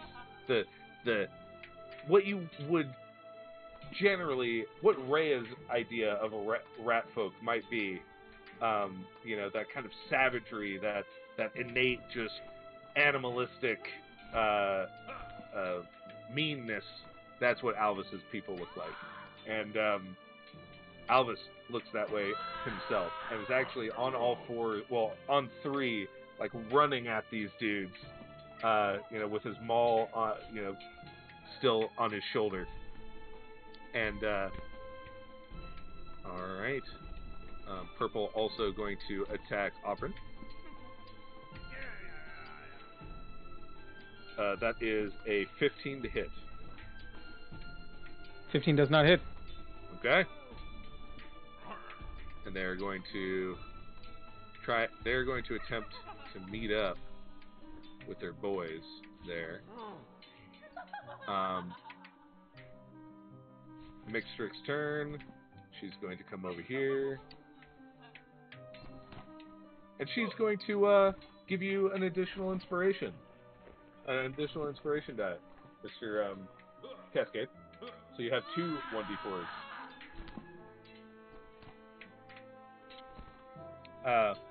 That you could use separately. Is Auburn's turn? It is my turn. 1, 2, 3. We're gonna move up here. I believe you said disadvantage past 60 feet. We're at 60 feet, baby, and we're just gonna open fire. Nothing crazy, nothing special. We're just cleaning you don't up. get a disadvantage. They just you get a -2, basically. It's not Right. Either way, we're opening fire. Yeah. Let's see how this goes.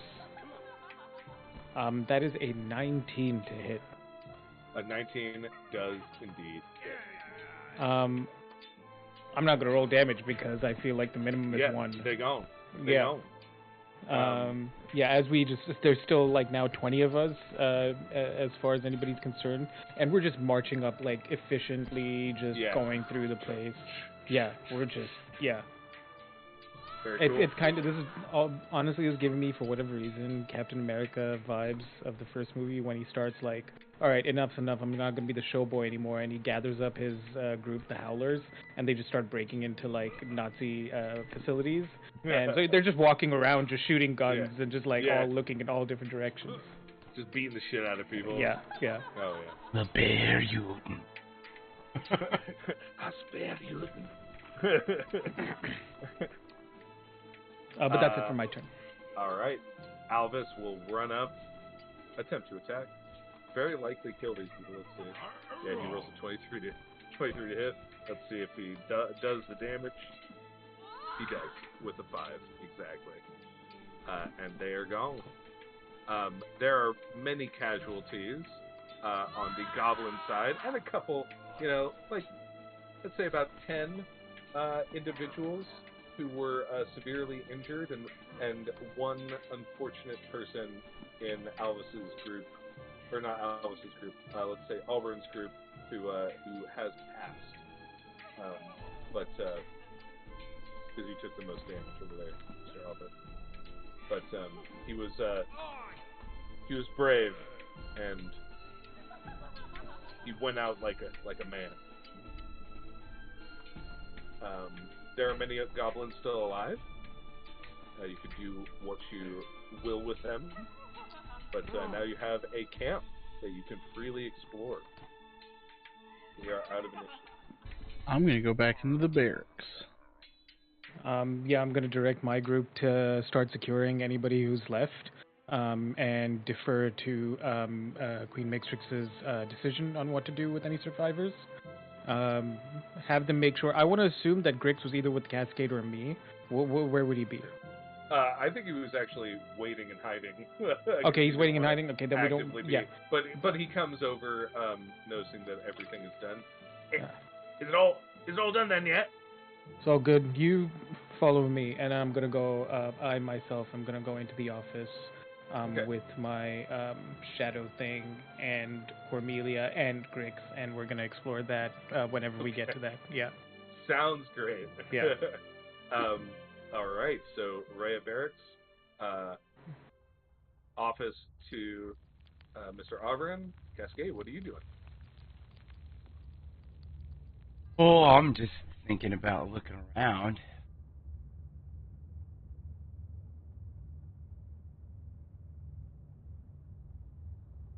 I'd probably do that. Anywhere specific you want to go, or you just want to look around? I wondered what an Oh. I want to go see the office. Okay. I understand. My teeth are blue. Yeah. So you meet up with good old Auburn. All right, Rhea. As you go inside the barracks, what was very apparently a barracks of rat folk that was very organized at some point. Several of the beds are like overturned and like at askew angles. There's like a fire pit in the middle of the barracks that has stained the floor and apparently set one of the beds on fire, which is one of the overturned beds, but it's no longer on fire. Um, and several there are 2-story beds, just like a normal military you might see, and yeah, several are like kind of pushed to the side, and like pushed together, and there are a bunch of just goblin things around, trinkets, um, random this, that, and the other. What would you like to before I can? I'm gonna use my bird vision to look for anything shiny. Okay, go ahead and roll an investigation check.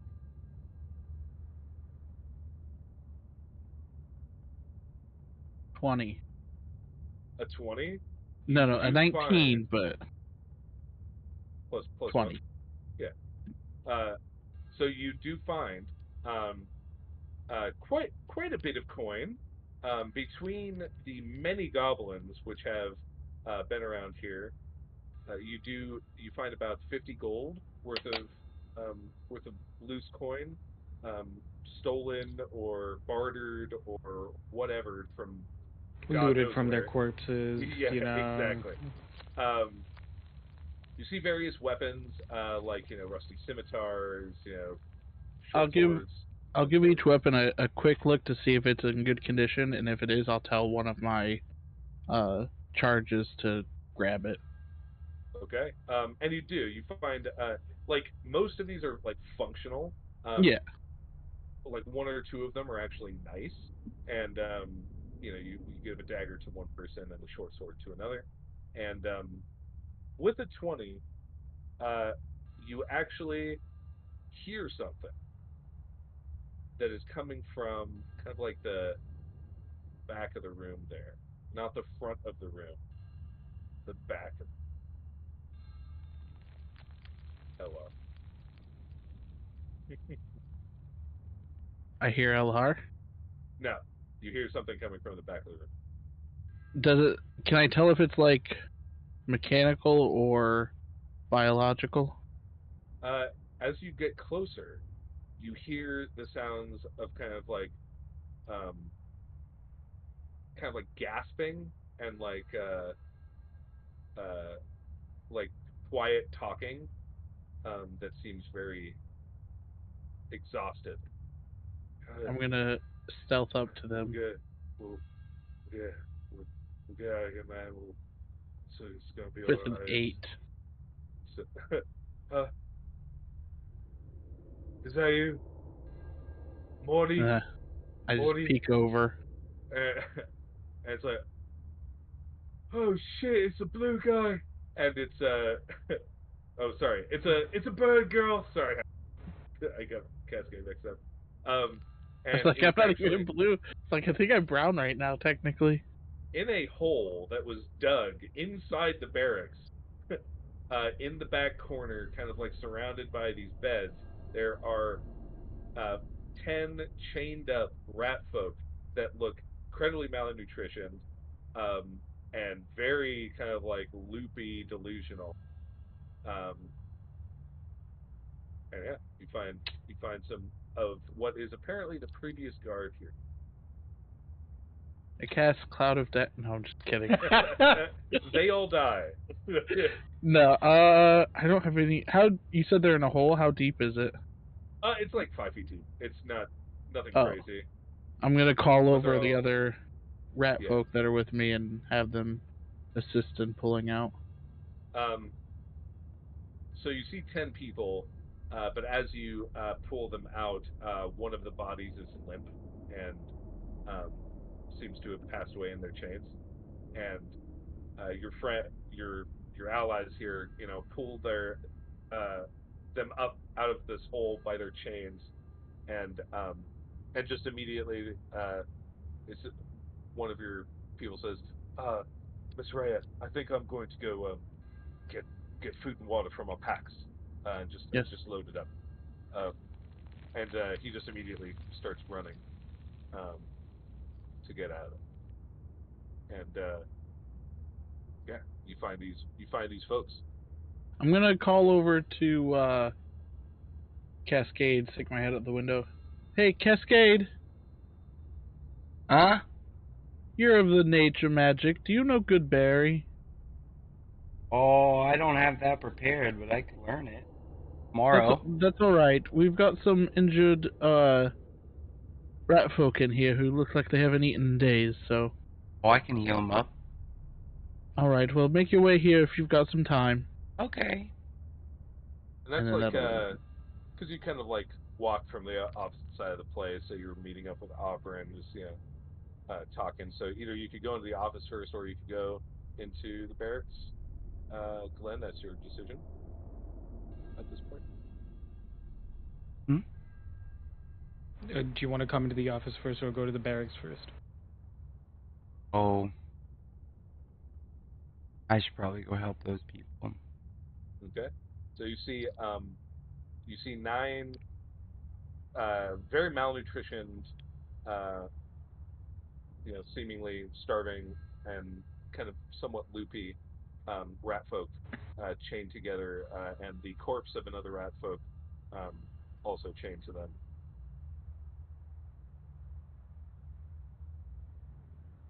Actually, Yes. killing doesn't help exhaustion. So I actually Well, you can help me feed them and water them. do have Out of your own flesh, please. I have tack and rations. Nothing fresh.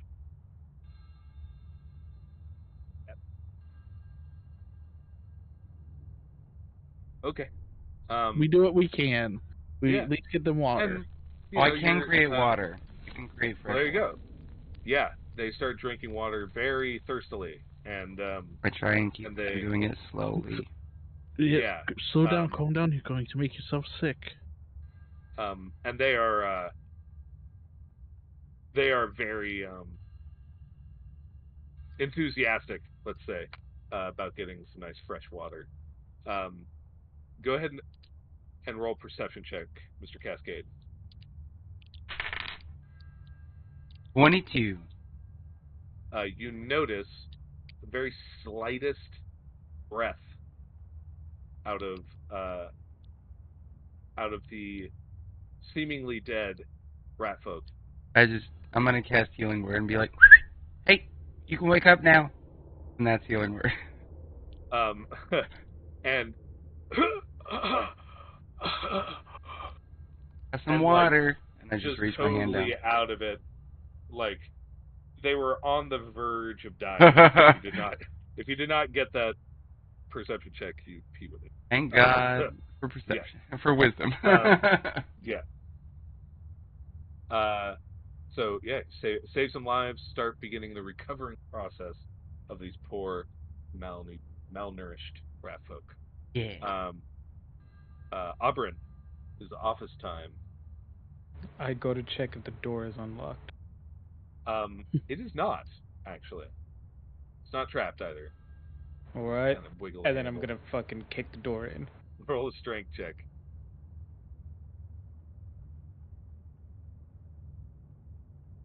I'm gonna use one of my inspirations on that. 12. A 12? Yeah, it's a door. Yeah. Kick. You slam it open. Um, Freeze and as I walk in. No, I just kick the door in. But I roll have my What's gun all at perception this check. ready. then? Roll Yeah. perception check. Fuck. 7. A 7. I'm not Freeze! perceptive. And then you go in. You have your gun leveled, and you look around. And the office is quite large. Like there are a few desks here that apparently people would work on consistently. When it was controlled by rat folk. But now most of the desks are just bare. And there's one desk in the back that is larger than the others. Probably belonged to the head guard at some point. And it does have papers on it and things. And you look around and you don't see anything around. Very cautiously, I'm gonna start walking forward. Are there anything like, are there shelves, bookcases, or outside of like the desks, decorations around the room? Um, you know what? I will say yes. There are like several pictures Sure. that they never took down. Apparently, there are like rat folk and there's a couple like hanging weapons. Not nothing too like ornamental or decorative. They probably just left up there, but they are old. There's a shield hanging above that, a little more intricate desk. Um, Yeah, so walking up to the desk with the paperwork on it, and I'm just gonna start like rifling through, like do an initial scan first to see if there's anything that catches my eye. right. As you do so, just 1 second here.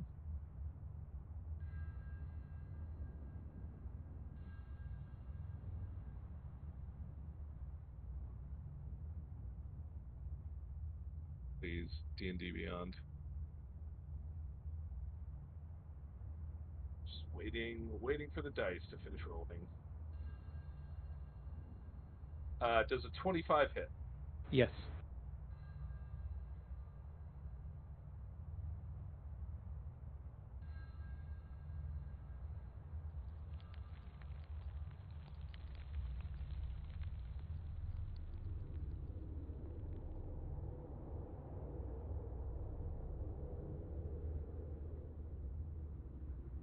Take 32 points of piercing damage. Could you describe what happens at least before you do me like that? You don't know because you failed a perception check. So I don't know direction of where I take this piercing damage from? Behind you. Yeah, it's behind you. Okay, yeah, cool, thanks. Yeah. That would have been nice to know. Something jumped up and bit me. Yeah. Are you still up? Yeah. Oh, so then you feel a claw like on your shoulder and a dagger enter your back, which is the uh, apparent apparent cause of this damage. I failed my concentration saving throw, so my summon also disappears. And I'm like, oh. Well, are you alright? You doing okay? What's all this then? Would you like to roll initiative, or do you want to talk? I'm gonna try talking first, yeah. Okay. And says, "You're not going to take me alive." And I'm gonna very like nonchalantly extract myself from him and like turn around. I'm like, all right, listen, we've got some of yous alive. I'm Auburn. Nice to meet you. And he, like, you turn around and you see this tall but like not quite gaunt, but definitely not like beefy dragonborn. Uh, he is black and scaled, and he has a hood. And he says, "Are you insane?" I mean, after everything I've been through, probably a little bit, yeah.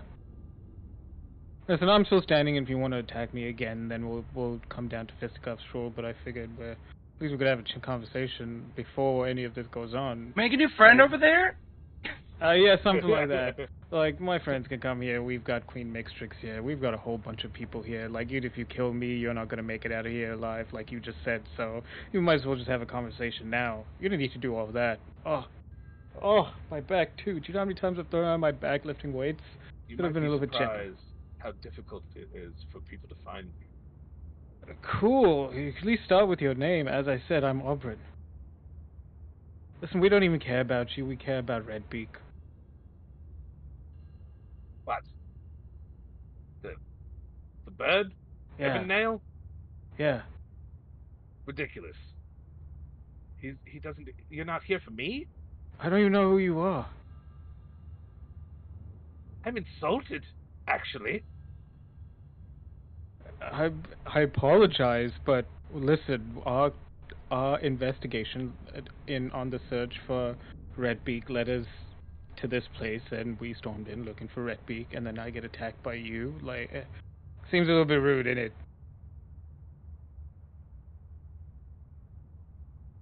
So you're not here for the Queen, like, listen, as much as we love the indoctrination of entire swallows of the rat folk people. Listen, I feel like I'm altruistic at this point. That's important, sure, but it was a partnership with Queen Mixtrix and Alvis and whatever we are doing. They find you, they'll take care of you. They won't take care of you. That's fine. We've already secured the camp. Okay, We've got the prisoners. So let's talk then. Let's how talk. How do they not find me? I don't care, my friend.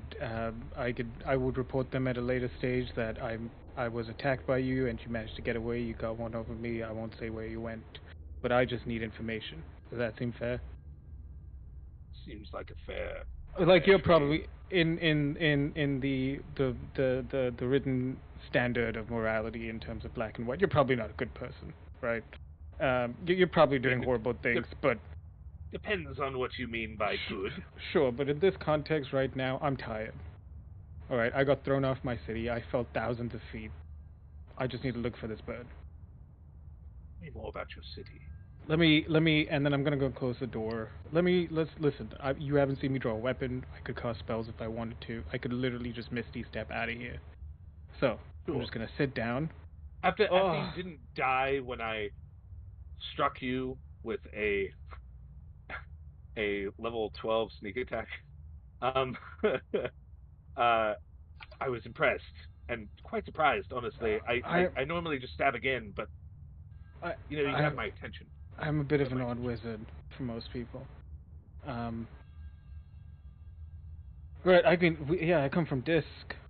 Um, City in the sky, built by the dwarves and the gnomes, and we were uncovering My something. curiosity, I realize, is is is possibly putting me at risk. So why don't you just tell me what you need, and I will leave as quickly as What possible. is your relationship with Redbeak, and what have you helped him do, and where can we find him? Edbeek is above us. Right. Ship is as I'm his superior. That's it. Sorry, I don't know if that was just for me, but you went kind of crackly for a second. So Redbeak is Hmm. above us. I'm his. That's about it. Again, just as he said, you're his superior. All right, you're a superior in what? That's it. What kind of? What is this organization? So I'm being not super sly because I'm not very good at lying myself. Sure. Um, so, but And I'm coming imagine across this as very like person. nonchalant as well. But so is this person kind of Yeah, like obviously lying? no, like imagine this person just for the for the ability of like role play. Imagine this person is the smoothest talking motherfucker you've ever talked to in your life, Okay. and you cannot get a pin on this person. Sure. I will try to act that as best I can. Sure. But Okay. Got it. he is almost um almost supernaturally better All right. at that than I would ever be. So we'll try my best. All right. So you're Redbeak's superior. Yes, Um, I told him where to go, this place to go, that place to go. were you the Give him ones orders. commanding him to capture the Alfolk and the Aircochrans and do all the experimentation and convert them, and then have him spread his influence into the rat Yes. folk, and then have them believe that they're taking over the surface, and then have them come to you and then capture them, and then use them to further your own means? Is that kind of all part of the So plan? we have a different kind of tonality We can we can for, disagreement we can forget about about the tonality, but let's just talk. Like, does that make sense? Does that all track? um I was trying to create a bit of society together that we might have uh, a foothold in the world above, of course, as this is generally unused territory now that the supernatural fog Sure, sure. has permeated above, You and wouldn't happen to know anything we about the need supernatural fog. powerful spellcasters, fighters, Sure, map sure, makers, sure. different people in order to make So this why a recruit success. youngins from the university? Why not wait until they've trained more? I mean, Because they're that just seems, stupid, yeah, that's that just seems like an obvious hole. If you want to go about this further, you probably want to fix that hole. Anyways, um, but they all can right, be educated. They're in higher education for. right. So you're Red Big Superior. You've been giving him orders. He went crazy with power, or whatever, and then did what he did with the Alfolk and their people, which is why we're here to bring him to justice. Cool. But you're an emissary of a deeper, darker force that exists further beyond these caverns. I don't know what you're talking about. I want to insight check that as best as I can. Go ahead. Let's roll his deception because it's obvious. You know that it's a lie Yeah. from Um, the flumps. Um, I rolled a 10. I don't think it's possible to not do better than that. No, it's not. So yeah, he he's as though if you didn't know from the flump that this is a lie, he would have. He almost has your ass now Right. I feel like I'm even being knowing the gaslit, truth. Yeah, you're basically. being Yeah, gaslit. I'm being You're gas. you air did last Right. night. Alright, then I guess that information from the goblins was all wrong then. What can you do? You have shitty workers. you have to Yeah. you have to you know obfuscate, Sure, sure. So if we would, delegate. It's easier when orders are coming from a higher power. I right? have, oh, it's not my Sure, sure, sure. problem, right? So if I just need to tell you what to do. But I so if don't we were to quite go imagine that further way. into the caverns, and I'll point at the direction that I was given to by the flumps, we wouldn't encounter some sort of arcanely proficient being that could potentially be controlling and pulling all the threads down here. Certainly not. Sure. Okay. So we definitely won't head in that way. Um. All right. Well, I mean, this. I wouldn't go that way because a acid swamp, um, you know, might burn you alive. But that's Sure. Sure. whatever your prerogative is. Asking the danger of the drowish emissaries, and by emissaries I mean aggressive kill squads that attack. Right. Uh, Right. um, it, it's whatever you want to do. Can I Do go you next? do you have any ties to any kind of group up in the Sky Cities? No, No. All right. Do you know anything about the fog? I know that it sucks. All right. That's as much as we all know then. Um. All right. So we just go up these stairs and we find Redbeak. Is that it? Anything else waiting for us?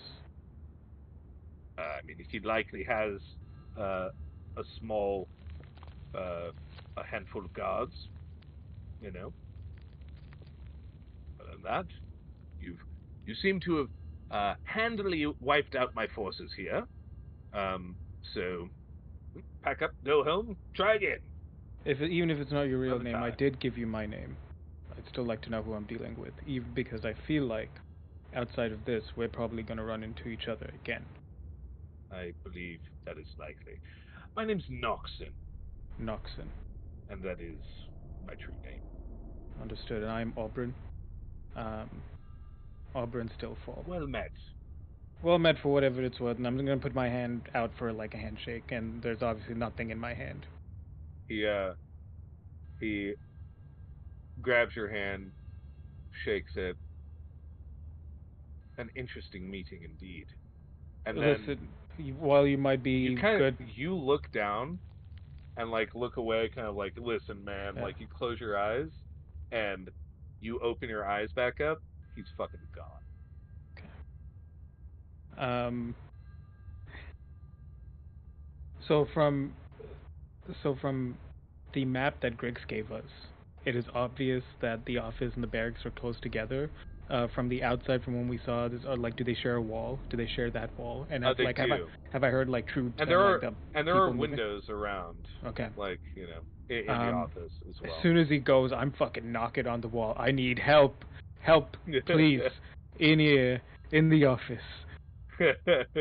And you you hear a hinge and like the clatter of a window, like clack clack, and you turn around, the windows It's opened kind of like, yeah, and closed, yeah, and that wasn't before, yeah. and yeah, so you shout out, and you guys hear this pounding, like just right on the other side of the wall. It shares the wall, so in fact, I'm a fucking idiot. There's a door there, that's like kind of like obfuscated, so you can't like look in. It's like one It's of a those fun word.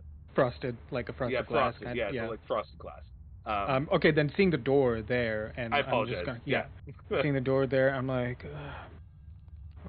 Rhea, Cass, two of you wanna, and you're seeing Auburn like clearly like bleeding like a fucking faucet out like the back of his shirt. Do you two mind getting in here? I'd like to discuss something with the two of you. With a wound like that, we'd just put you down. Just get in here. Excuse me, and I'm gonna look at one of the retinue, and I'm like, could you please direct Alvis and Queen Mixtrix to this office, please? Right away, sir. It is urgent. And the young lady just runs out of the room and immediately tries to go find her. And before they get there, Alvis and Queen Mixtrix, I'm like, all right, Rhea, You have some explaining to do, really quick. Hmm? We can talk about this further. I did not know that Redbeak's last name was Ebonnail. Ah.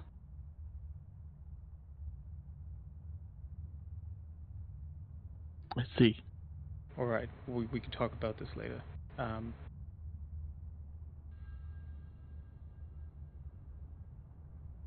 I'm Hi. assuming, Glenn, I know what you were need doing. some medical help.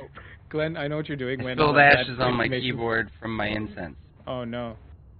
When that name got dropped, I feel like Auburn with even just a passive intelligence or passive history of like 18. I didn't want to play that up. My life. No, I feel you, but I was like, yeah. Yeah. I felt like Joey. But you were there, Cascade, when I'm like, I didn't know that Redbeak was from your family. Wait, what? Yes. Was he adopted, or is he your brother? He's my father. Oh, that complicates things. Wait, what? Interesting. All right. Yo, you telling me you had to come to terms with a budding military career, conflict between different people that was sustained by the... I'm not gonna say. Okay, man. Cass, Yes. could you help patch me up here? Just these rags. Just stop this bleeding, please. Oh man, Yeah, you look on sucks. the side, like it's like right above like his kidney. Like the dude barely missed, um, just like just killing Auburn right out. What Because of that level happened up, to you? Did you trip on one of these wood pieces? No, the Dragonborn stabbed me. He was hiding out in here. I'll explain when Alvis and Queen Mixtrix show up. Okay. I do Um, cure wounds. Okay. Please don't mention anything to them. How I much won't. health did you have? 13 left. You regain 10 hit points. I'm the That'll one who patch up needs so you're not to bleeding on it the active way. help bring him to justice. That's why my mother sent me. It's the honorable thing in our family, and I don't want Queen Mistress or any of them to... It's fine. We can talk about it later. I understand. It's difficult. And I'm going to use you're watching while I'm saying that I'm prestidigitating the like blood and just cleaning myself up a little bit. But there's obvious gash in like my shirt, and I think it's for the first time. Maybe Cascade's seen it before, but you're seeing that I actually have elven chain underneath my normal shirt. Pretty. Yeah. That's how I've been able to like survive because I've got elven chain. Helps. And while we're waiting. While we're waiting for them, I'm gonna look through the stuff on the papers and stuff. Well, you and see want if some there's help anything of looking use. through there? Please. Why don't you take a seat? I'll look. Sure. I was gonna say, start calling you Frodo with your hidden chain. I don't Call understand me that. Samwise. Have a seat, Mr. Frodo. I'll look for you. So as you look through, go ahead and roll an investigation check.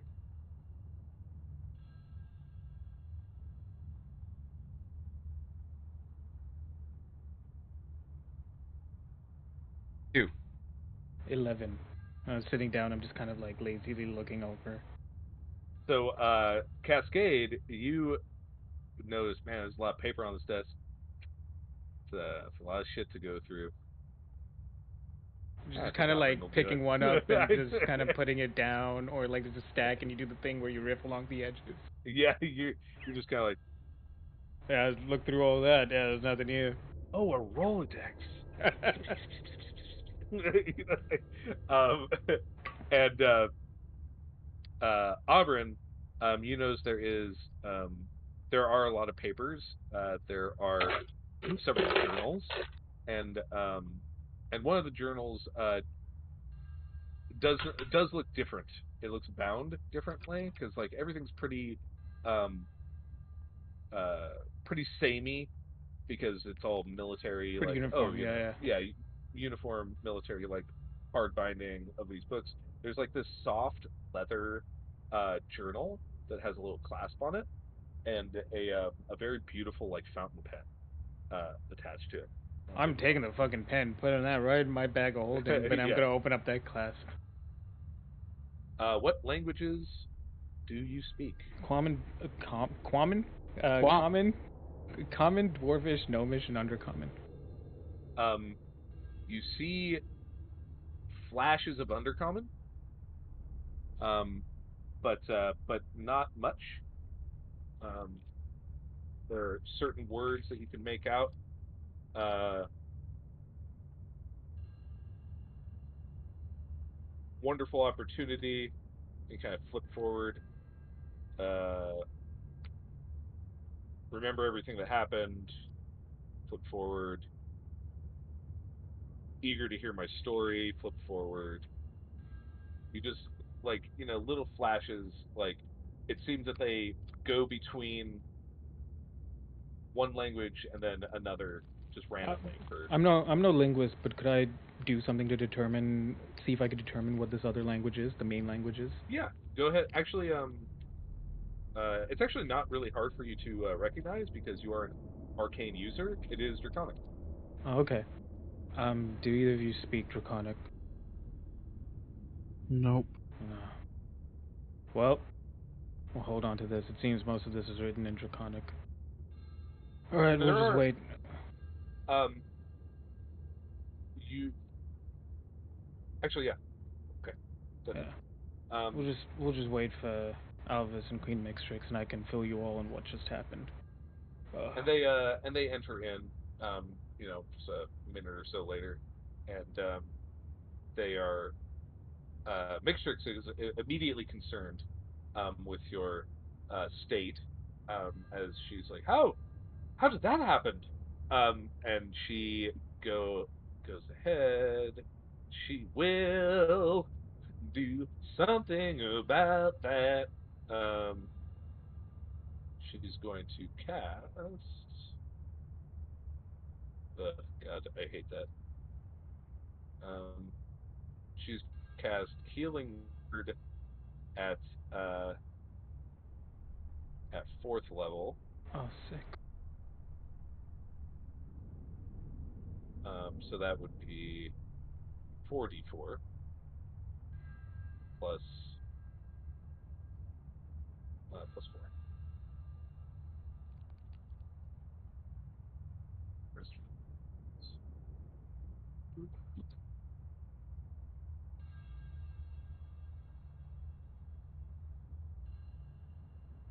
That's 11 points of damage. Healing, not damage, please. Yeah, healing. Sorry, I apologize.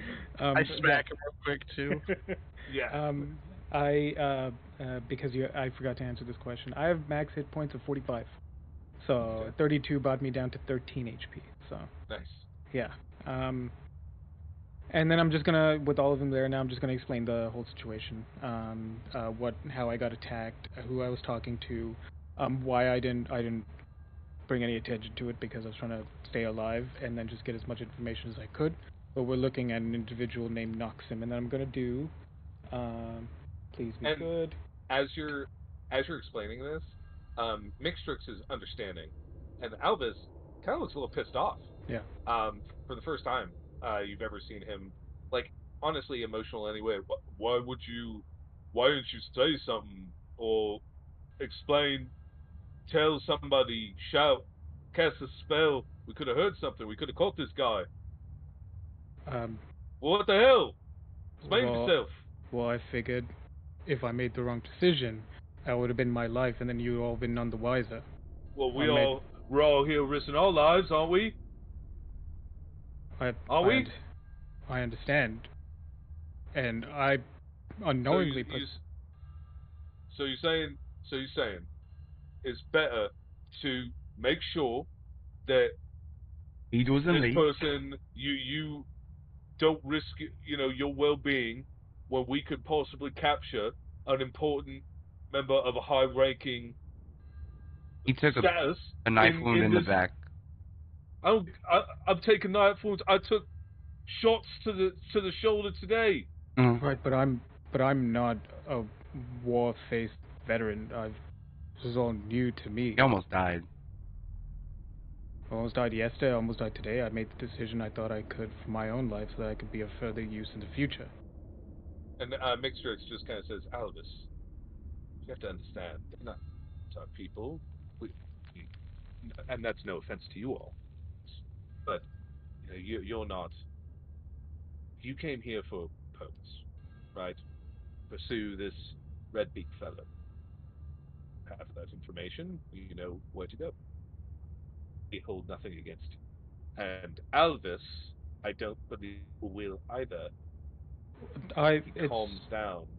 it's no, it's understandable. Like I, for all the time I've been down here, I do intend to continue at some point, be here in the long term.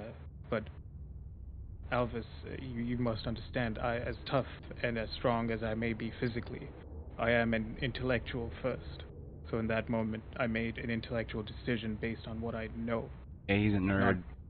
I've not been out in the streets. I've not been in wars. I've not been in skirmishes. It was the first time I was leading people in any capacity. So I made a choice where a compromise where I get to live and still gain as much information as possible that you could find useful and that we could find useful. I have a Okay. name for you. And he just walks away. He like just waves you off and then walks away. And Mixtrix is like, Alvis, It's don't act like this. And then it's he just leaves the building. it's fine. I'm so sorry. It's He's he hasn't been in battle in a long time, and I either way. think Here, I'm gonna make a copy of this, and I give her the sketch. I rolled a 10 on the performance, so I'm guessing it's like an okay sketch. But I give her a yeah, sketch of Noxon. I go I'm up like, to you. I'm about to.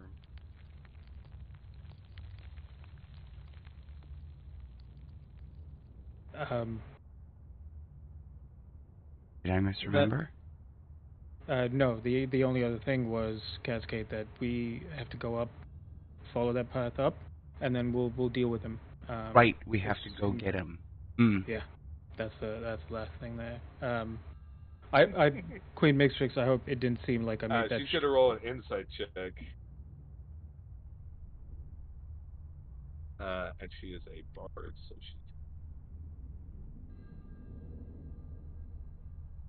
um, what's her fucking insight? Ugh. So I'm in the like squished version of D&D Beyond, so I have to like go between all the different Yeah, things. Her insight is plus 13, so that's a 17. So roll deception to kind of Don't forget you have bardic inspiration. I don't anymore personally because I was uh, the main speaker there. That is a 6. that's a six. Ah! Yeah, Well, what is he Oh, never talking mind. It's about? Is only a there 6. some sort of issue? I think open communication is very important. We're currently undecided if we're to capture or kill Redbeak. Uh, roll a deception check.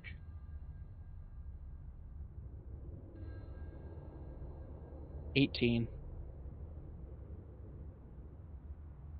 21 insight. I it's I'm not Pass without trace. Your I am Majesty, it's I'm very not a sensitive particularly information. I'm I'm not sorry. a particularly aggressive person most of the time. But this is my my land, my territory, and I require you to inform me about important information which may aid my people in understanding what's going on. So I will That is ask you one of our problems. nicely for one more time, please share the information which you are including from me. Pass without trace. Block sound it's out of it. And I just think, it's a matter that took us took me and Cascade off guard mostly, and is a difficult matter for Rhea to explain. But Redbeak, I've learned now, is her father.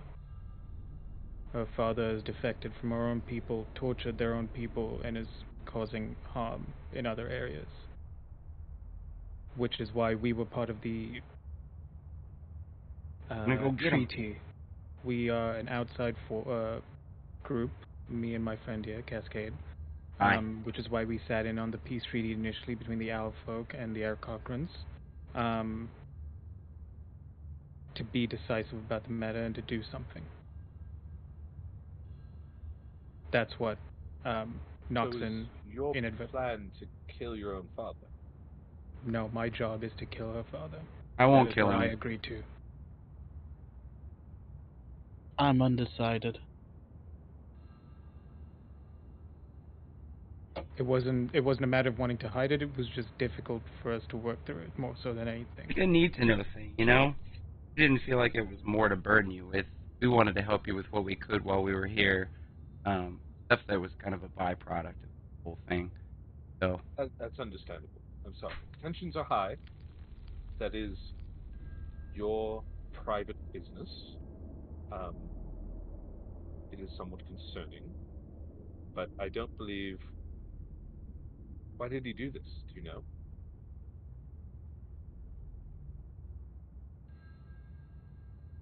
You don't. Do I know? Sorry. Uh, I don't recall. sorry. Hold on. Classically, your father just disappeared and Okay. then suddenly returned, changed, and started killing out folk with like a small uh like unit of people, and then over time their unit grew and grew and grew. I Um, heard he was following the foxes.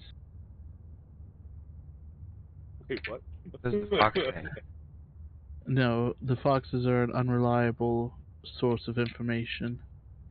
It's a common fable in our land. Oh, ah, understood. Like uh um Like weasels. trying. Fuck. I can't. I can't think of the idiom that that I was going to use to change into a different version that was a rat version. I couldn't think of that, so I'm like trying to make the rat version of the idiom, and my brain can't get this, so it's like, sorry, my You're I good. said like a brainstorm. Um, it's like a wild goose chase. It's like a wild cheese chase. Yes. Uh-huh. There we go. That's No, more like unreliable. I don't A know. game of cat and I'd mouse. say you can't trust foxes because they will always deceive you for their own oh, personal gain. understood. Ah, so I read Moral so Fox. he was. You thought that he was, just convinced that this is what he needed to do. I only know the information that was, I don't even say given to me, that was accidentally spoken around me. Hmm. I mean, you seem. Wait, you I didn't mean, I know? don't know how old you are, but you seem rather young. This is a serious matter. Obviously, you have been thinking about it more than I have for What a long what is time, but what is the lifespan of rat folk? about 60 years, thereabouts. Six. So I was about 2 when he had left, um, and started the war. So that would be Oh, in about our people's age, for or about you. That would be about 12 or 13. oh, oh, understood. Okay. So Yes, I mean that young, yes, seems but devastating. I have had many years to process it. Actually, not that many. I only found out he was my father about last year this time. Hmm. I've been trained to be ready to attack his people and kill his people, only to find out that it was my father controlling them. I mean, the concern that I have is that are you going to be able to finish your duty?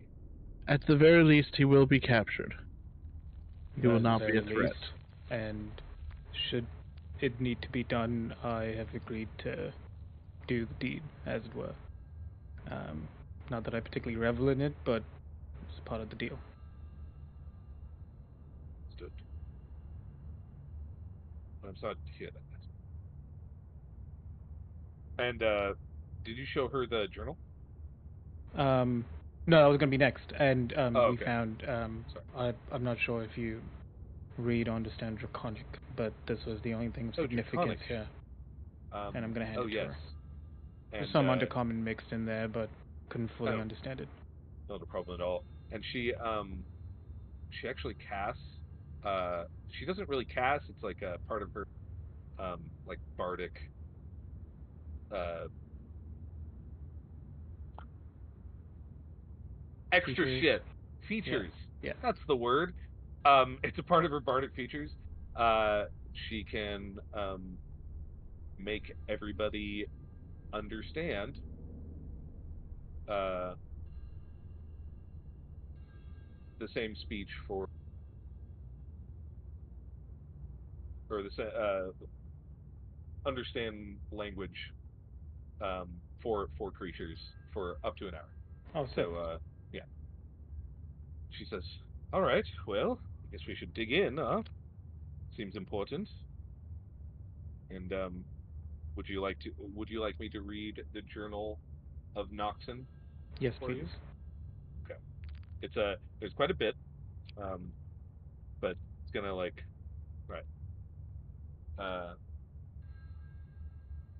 and there's dates attached to these. I didn't add them because I'm very bad at keeping up dates in real life, let alone in fantasy. So, but suffice it to say, the first entry is about 3.5 years ago. So, my lady has provided me with a wonderful opportunity. Under under her order, I will be journeying to the surface to establish our prospects in this area. Though it's unclear what awaits me above, I am sure I will bring back something of value for for her. And then there seems to be like a large time skip of several weeks. Um, it is strange. I remember everything that happened, but it was as if I had no control of my body. My captors, bird-like folk who seem very intelligent, have brought me to an encampment of some sort.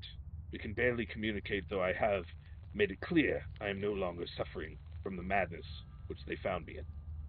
And then, as it goes, there is a bunch of like scrawling, like there's a word like hut, and then there's like a picture of a hut.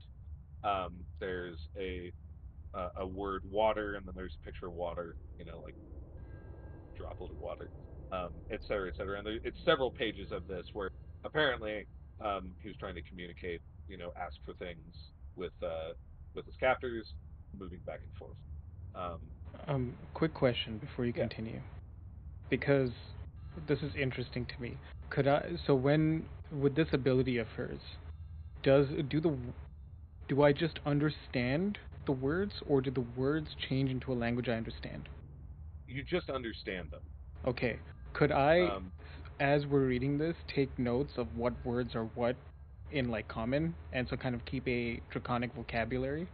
you could, yeah, Yeah, and yeah, just slowly over time just figure out draconic. yeah, Yeah. sure. Okay. Uh, and this, it's a pretty long journal.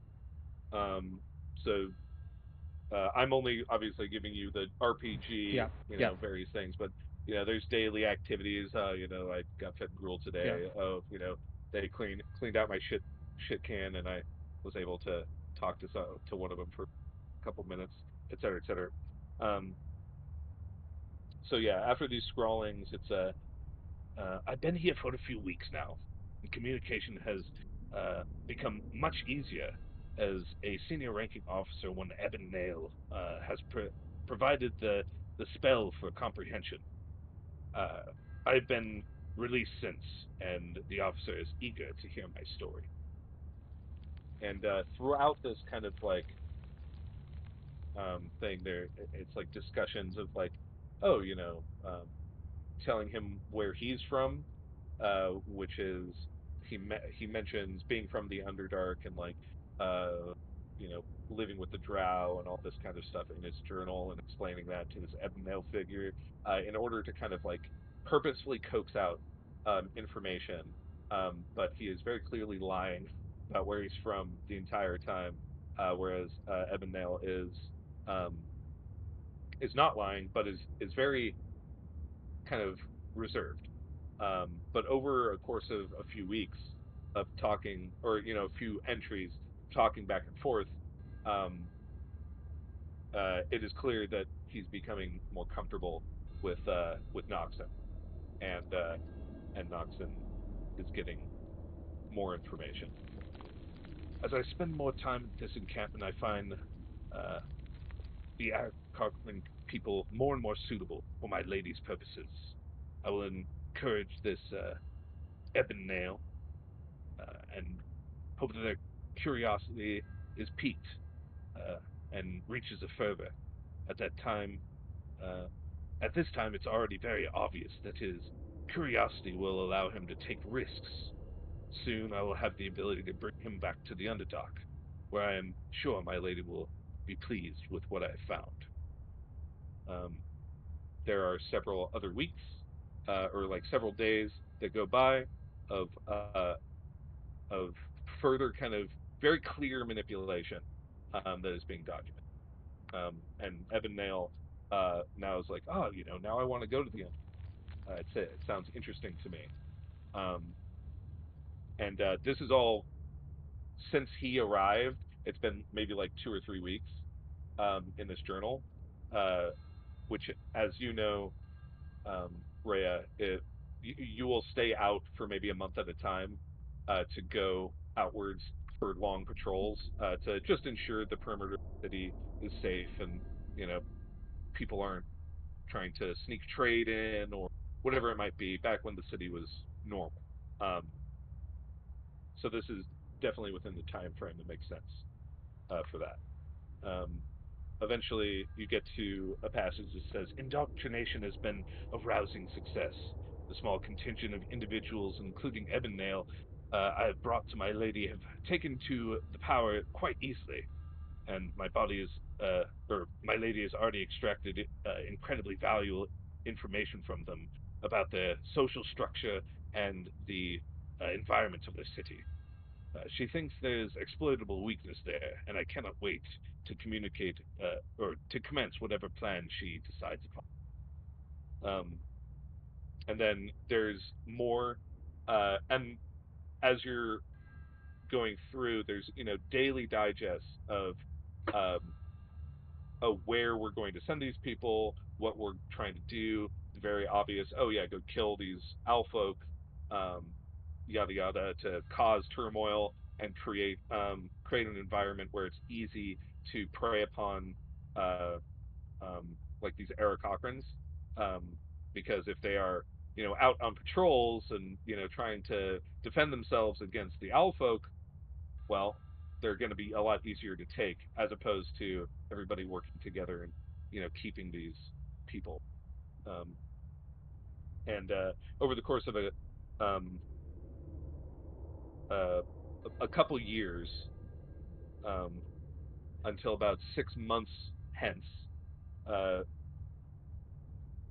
there's an entry that says, "What luck we have! Another city of rat folk is about a half a day's ride from our lair. Uh, Preparations have begun to use our newly acquired assets to start indoctrination on a completely new pool of available targets. With luck, our numbers will begin to expand rapidly. And from there, there is, specific strategies that are detailed about planting people who are disguised, just like you saw. There is strategy about how to target specific, especially younger folks, because they are stupid. He wasn't lying to you when he said that. And they're easy to coerce. Um, and the kind of strategies, like what that coercion should look like. Is it going to be violent? Is it going to be soft? Is it going to be one at a time? Is it going to be groups? Well, the group thing was working pretty well until you guys came around. And and then the past few days have just been, oh, we're waiting on the shipment of ammunition and new weapons, and we're hoping to retrofit and be able to send a large contingent up to the surface. And fucking these goblins are annoying as shit. Just like various little quips against the goblins because they're annoying. So that is the journal. Um, it's quite thick. It's like it's like this big. His writing is very neat and precise, um, and it both the way that he writes, as well as like his precise writing, as well as you saw the intelligence in his eyes. This person seems very, very smart and very calculating about what he wants to do, and yeah, and get done, as it were. After we go through the journal, well, I mean, Queen makes that journal's yours to keep, but I feel like if this is at least for Alvis's sake, if you were to talk to him later, if he got away with killing me, or if I made the wrong mistake, that journal might not be in our possession because that there outlines a conspiracy, a plot bigger than all of us, a plot that both the owl folk and the rat folk became susceptible to through manipulation over a long period of time. Something that was out of both of our controls. Indeed. The worry is very obvious on her face as she kind of like looks at the journal, looks at each of you, and says, "I'm glad that you've come to us. It seems that fate has intervened in a way. If Thaw is the one, or some other god has decided to, uh, well, regardless of who it is, you aren't the first to be cast away in order to do something greater. You have the utmost respect me from me, and you are welcome in our city at all times. Uh, Not that you weren't before. I just Right. want to make it very clear. I appreciate. I'd like to. We're just. I've just been. It's in. I just wanted to solve the fog. That's all I wanted to do, and that let me down here because up in our sky cities, we've got a group that's hell bent on not making sure that none of us realize what's in the fog, and they threw us off.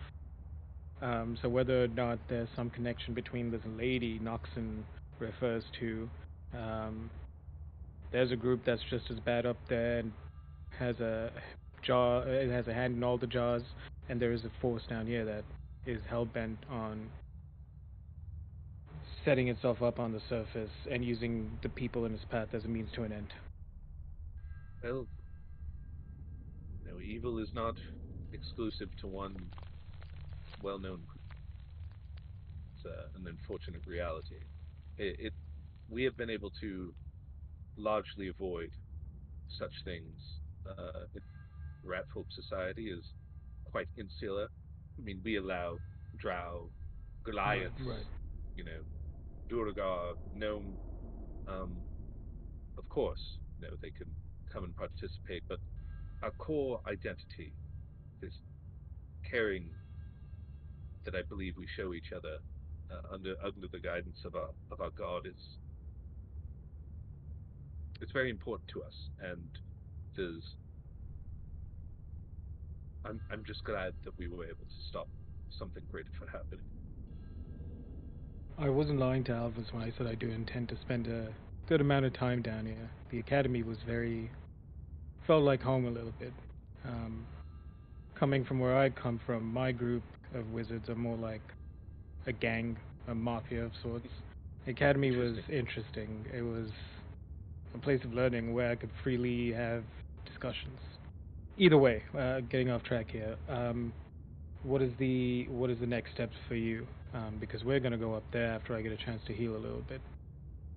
Well, we're going to secure the area and ensure that any straggling goblins are taken care of. We're going to likely arrest all the ones living after our raid here, and I think we'll attempt to do our own little bit of indoctrination. You seem your Grix seems to be reasonable, if greedy man. I While they don't might see not why. be the most, depending on who you are, they might not seem the most desirable. Greg specifically might not have the most desirable characteristics. He's honest. I've gathered Right. that much. That's the He's thing he's that I very appreciate. he's very plain about what drives him and what he wants, which is a Mhm. lot easier to work with than. Well, uh, I know the banks need people to work, so a little indentured servitude to pay out their time uh, might be worthwhile. Um, but yes, please solve this problem for yourself, Rhea, if you need to, and we will be here when you get back. And I'm we're I'm not I'm going to leave you up there for too long by yourselves. If you don't come down, we're coming back up. understood. And I assume, regardless of what we do moving forward from here, you're gonna look into the lady yourself. So if I find Indeed, anything, I know where to come. of course. Yeah, because it seems like I have this vague feeling that whatever force out there has tied this lady to the fog. Who knows? Perhaps maybe there's something to that theory. Anyway, I'll go talk to Alvis. I'm sure he's fine. Like I said, he kind of goes crazy in battle. It's happened a few times. I didn't take it As personally, if that helps. well, I'm glad. You two, you three or four, I should say, all seem to get along quite well. So, We um, manage. all right. Well, and she kind of gets up and kind of dusts off her little adventurer's outfit and her nice like brown pants with like purple shirt. Time to go be a queen. And she walks out I'm of just the gonna door. rest here. Thank you, Queen Mistress. And then I'm just gonna slump against like a chair. Just give me an hour. I'll be good. Okay. Um, how much longer do we have, guys? Like 20-ish minutes. Damn. Yeah, we'll get up um, there. yeah, Yeah, eventually. Well, yeah, we'll get up there. How about that? yeah. What's what are you guys doing during your time of rest? How long is it? An hour, unless you want to take a day. But Like I'm generally good. I just need I need a short rest just to roll some hit die. That's generally all I need. So I'll defer to whatever the two of you need. If you need a long rest, we can do a long rest. But I'm good with an hour. I'm fine. Yep. Hour should be fine. Okay. I will do arcane recovery, so I get a total combination of 4 spell slots back.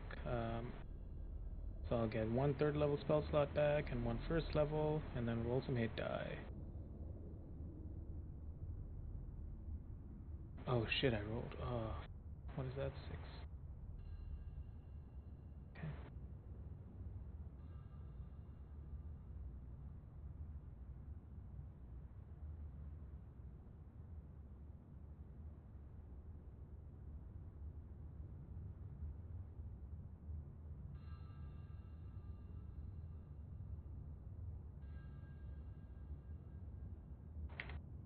Oh yeah, I'm good. I heal up to full. cool, awesome. Yeah. Probably just Auburn's just doing like he takes off his like shirt and his mail and he's just doing some like stretching and like breathing exercises for like a good chunk of that time and then reading from his spell book just to kind of recover arcanely. But that's Sure. those are my activities. All right. Play with my mushroom. Appreciate there. Play with your mushroom. He's grown a little bit like in the past couple of days. You know, mushrooms grow pretty quick. Um, but he's maybe like doubled in size from like this to like this. You know. He's no But longer a moral, he's a morsel. yeah. And he kind of wiggles, goes around, and but Rhea, are you taking this time to prepare anything? No, I Okay. just sit there. As you exit, several of the retinue see you, and they shake your hands and say good luck, and they are rooting for you, and yeah, high fives to Cascade, and It was a pleasure, uh, man. Just and I'm just gonna be like just stray advice from things I've noticed. Make sure you widen your stance there, Bucko. You'll be fine. Champ, sport. all right, all right, Yeah.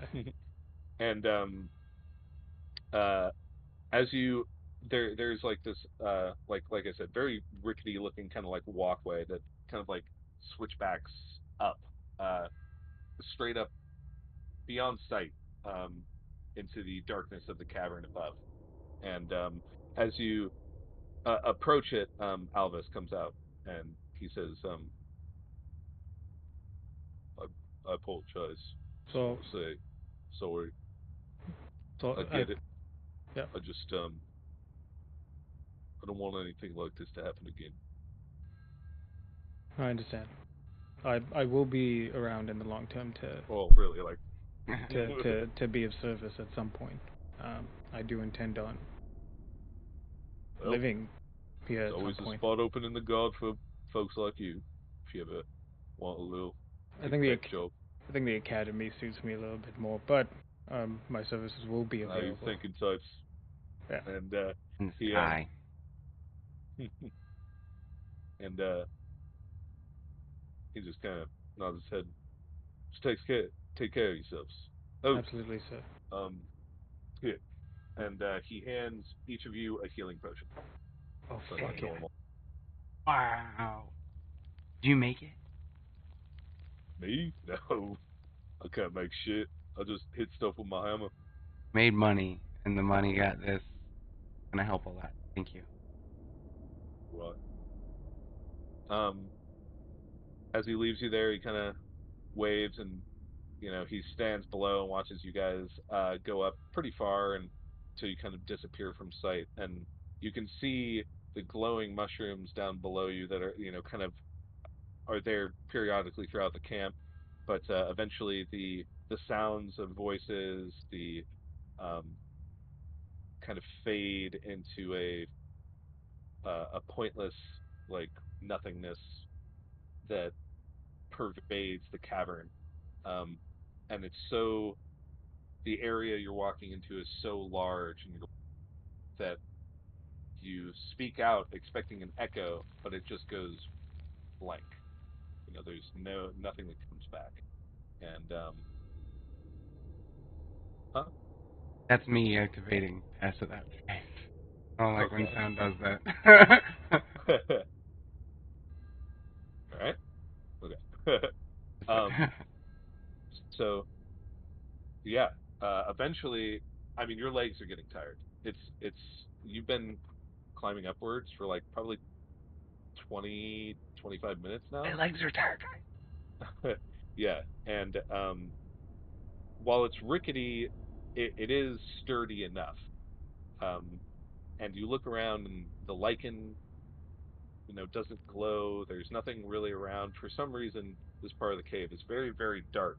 And those of you without dark vision are, groping or trying to find, use a small light source or something like that, which I know you guys have. So, um, but you're able uh, to continue going upwards until you start seeing a very small pinpoint of light, which gets brighter and brighter the more you climb, until you realize that it's actually kind of like a rise above, kind of like a small opening that's at the top of a cliff, which the switchbacks take you up over kind of the edge of this cliff, and it's almost like a cave entrance. Um, On and the side of the mountain. it's not on the side of the mountain. It's actually kind of you imagine that in times of rain that this is dug out with water a lot, but currently it's like wet from the fog and moisture, but it's not. There's no waterfalls coming off of it, but there is a kind of like switch around that turns a couple times, and then it's just open to a large plain ahead of you, and you can only see so far because of the fog, but it's uh it's it's mostly black, like kind of rolling hills of brown and yellow grass. So we're Uh, on the surface. you're on the surface, We're on the surface, yeah. and there's obviously fog. Um, but but you are fine as you have been affected by it before. Are we Thus, underneath it or are we with? you're within. Oh. Yeah, Do we see like is it like the hazy fog of day or is it the darker it's the hazy fog of day. fog? Yeah, Okay. it's daytime. Cat, are you okay? Uh, I, as much as I've enjoyed my time down there, just the smell of fresh air. Ray, you have to agree with me on this, I assume. Birds Yeah. don't really smell.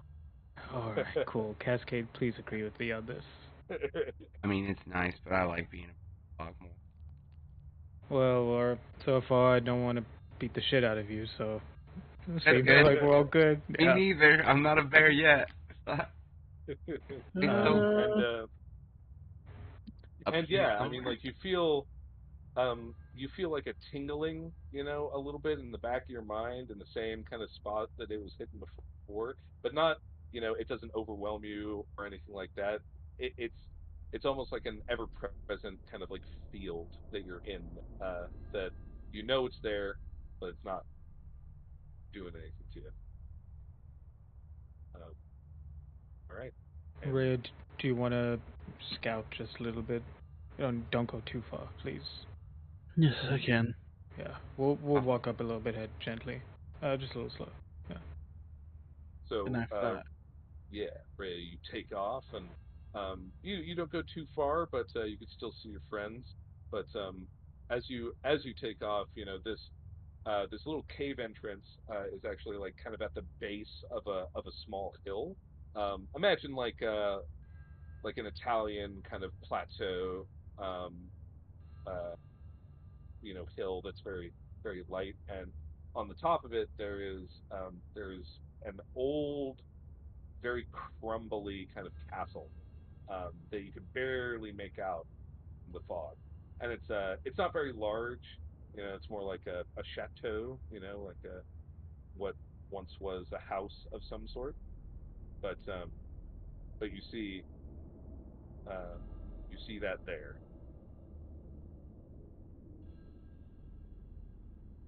Um, Anything else? you just unless you'd like to get closer.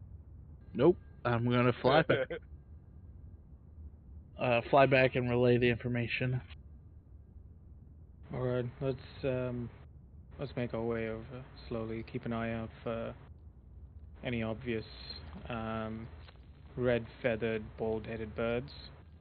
Um, and you notice now Auburn being a little bit more leaning on his gun, and so and he's got the gun at the ready. Let's finally wrap this up, and Auburn's gonna start walking forward in the direction gestured at. Ow! Fucking cat. um, you make it up, and there doesn't seem to be any like lookouts or anything like that you might expect. When you're kind of just in the middle of the fucking fog. There's nothing around here, so whoever is manning this place, they seem as though they don't care much for extra security. And the like portcullis, which uh, centuries and centuries old, has long been rusted away, and you are able to kind of like freely enter this area, which it looks like kind of like this.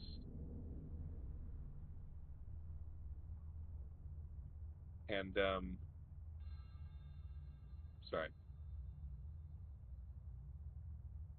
in it's almost like a round garden area, like where people can Are we entering from this relax side? and yes. So Okay. I'm actually going to delete this fog because it is unnecessary with how I have set this up. So sorry for just a second. But yes, you are able to freely see uh several winged creatures across the area, and indeed, Rhea, you see the somewhat odd form of your father. It's blue here, but he is red. His beak is this deep crimson as as you look across, and he's speaking with other Eric Cochrans, and they have a couple pieces of paper that they're kind of like exchanging back and forth, and the other two over here seem to be kind of just picking their nails or reading, things like that. It seems like a very downtime as you approach this area. What would you guys like to do? So anyway, I started blast. If you would like to, that is totally up to you. Rhea Yeah, will they follow don't your lead notice you. here. Yeah. This is, you say the word, we'll do what it is, and I will do my best, at the very least right now, to make sure that he's alive and captured. But should the worst come to worst, I will make the decision. You trust in your skills, yes?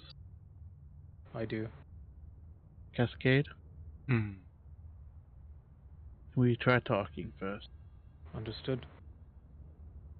All right. Let's go ahead and Oh, make yourselves I'm in gonna there. walk right up to him and go, "Hello, Father."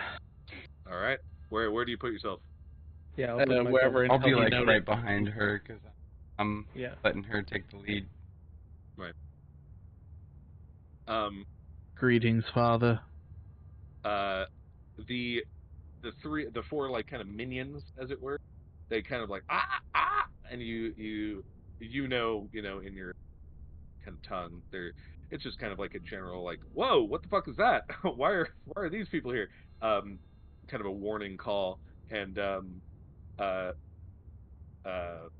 Sir Cameron Ebennail turns, looks at you with a piercing gaze, says, "Child, what are you doing?" Coming to find out what you're doing.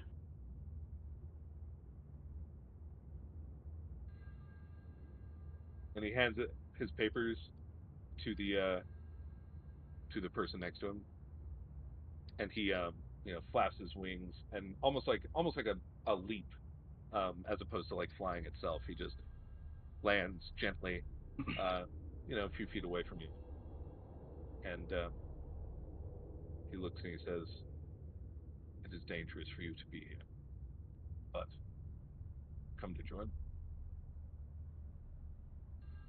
There's plenty of room."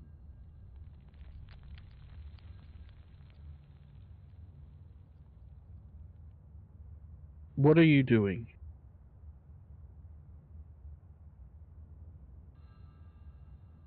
Fulfilling a purpose.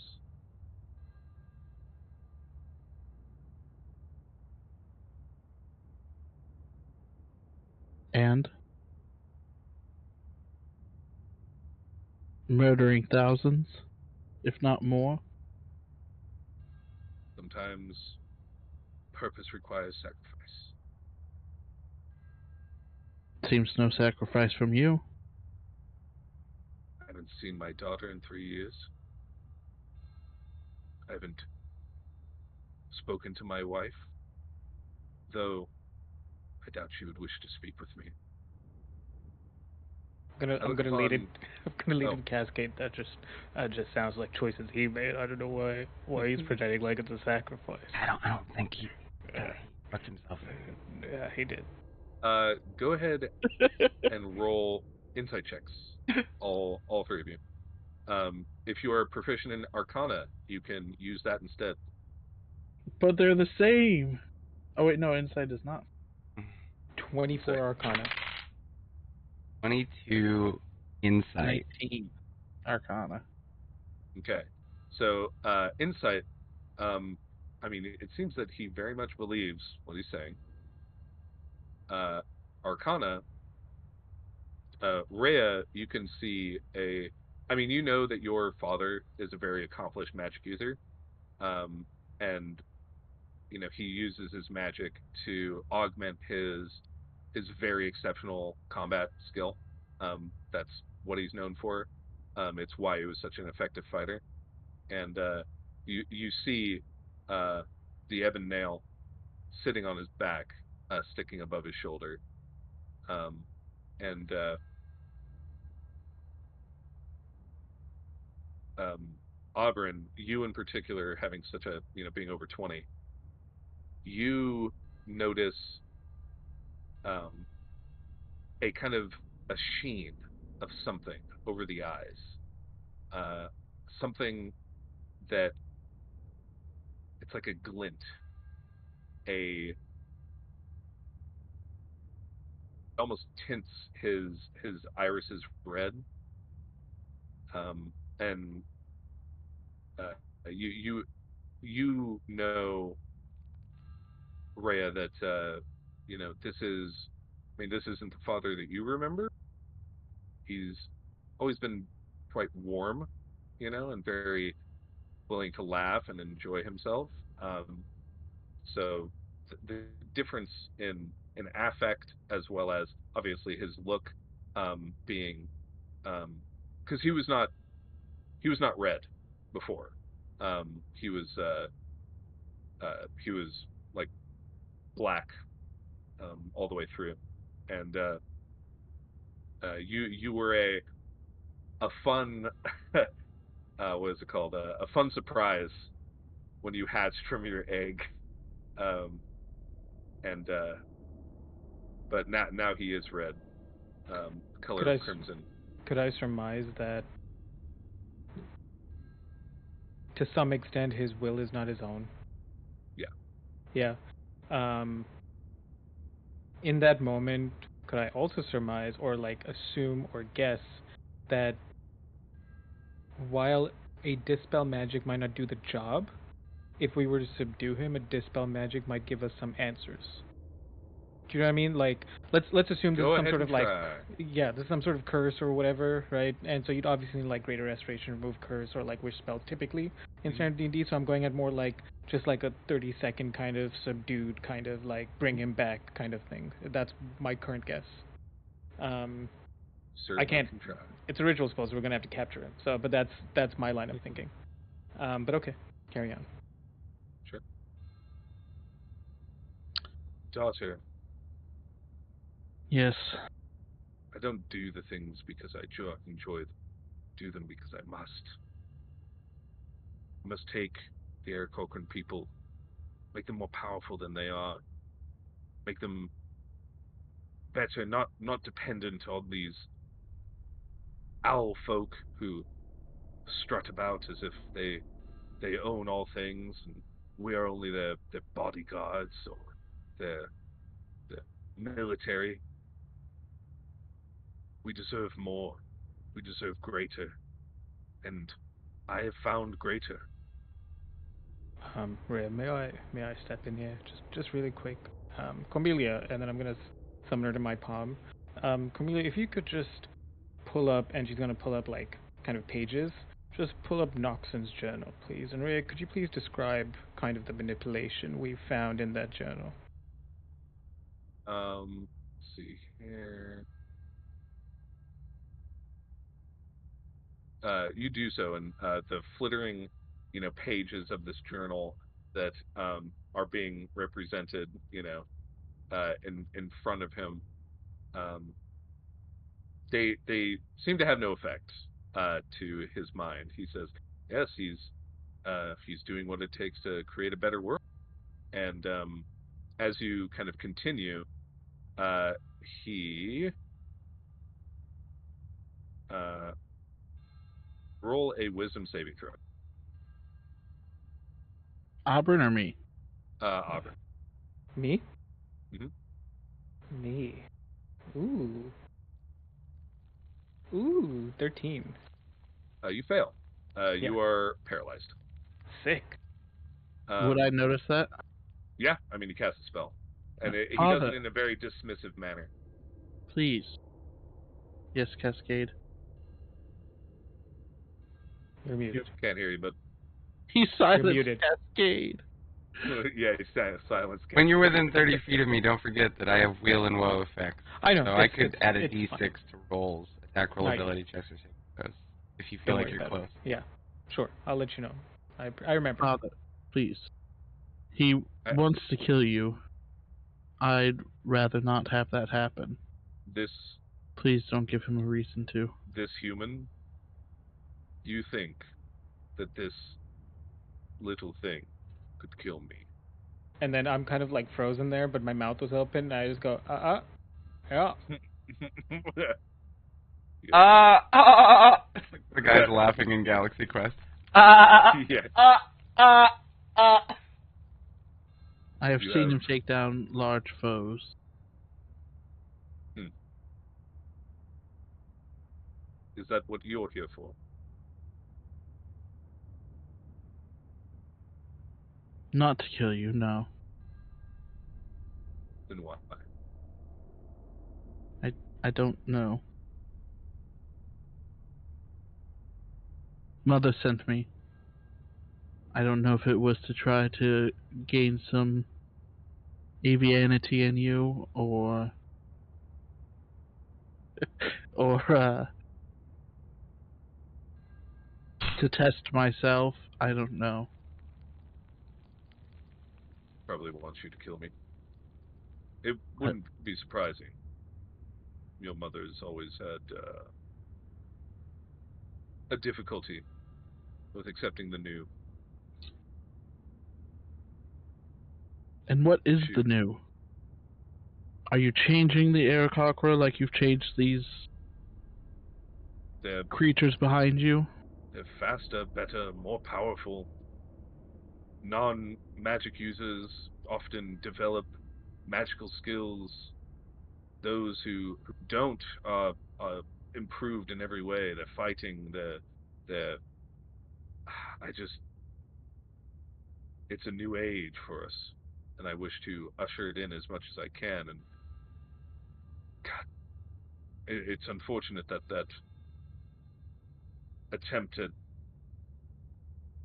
stopping those peace talks went so poorly. But it was only a minor setback. We'll be able to get it done. You can change how somebody is, though. Yes. I mean, look at me. And he kind of like, straightens up and, shows off. I'm redder than you are. I'm brown right now. Oh. I don't actually know if he's kept up the prestidigitation.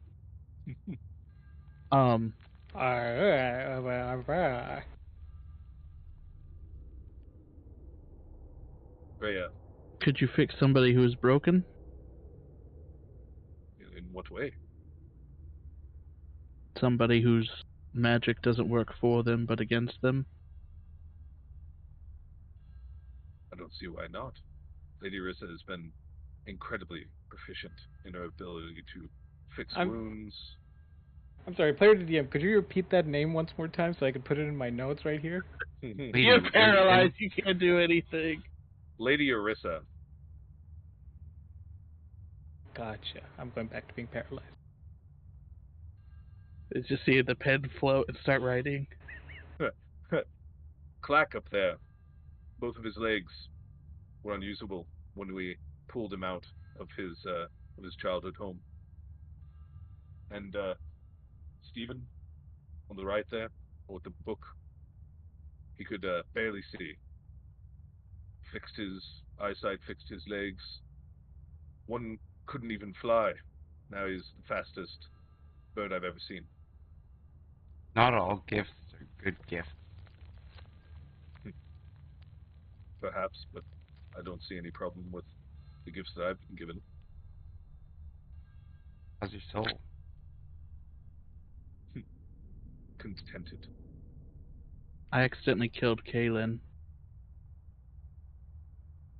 We were practicing our magic, and mine exploded out of me.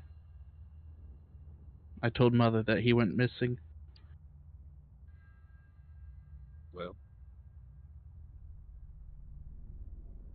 if the weak need to die in order for the strong to prevail, I'm But I glad my am daughter weak. was on the better side of those things. Weak? My magic doesn't listen to me. Seems like a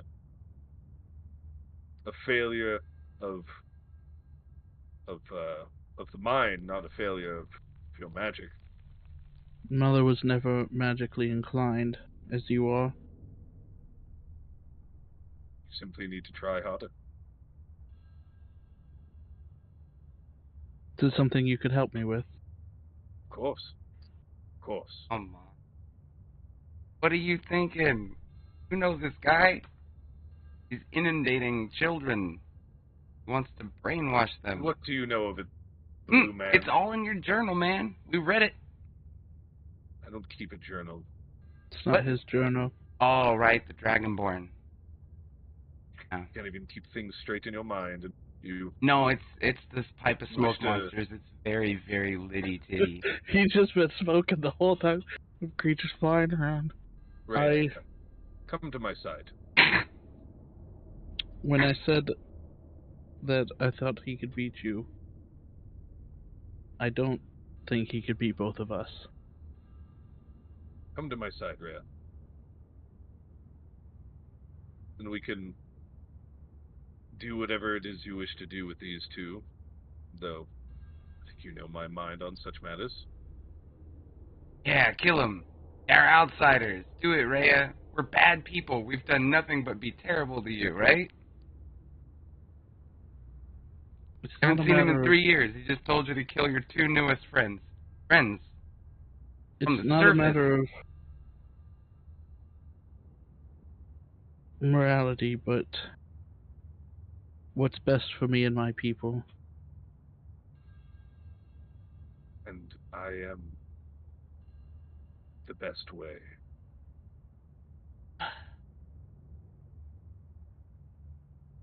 I think you could use some of my support, Father. Of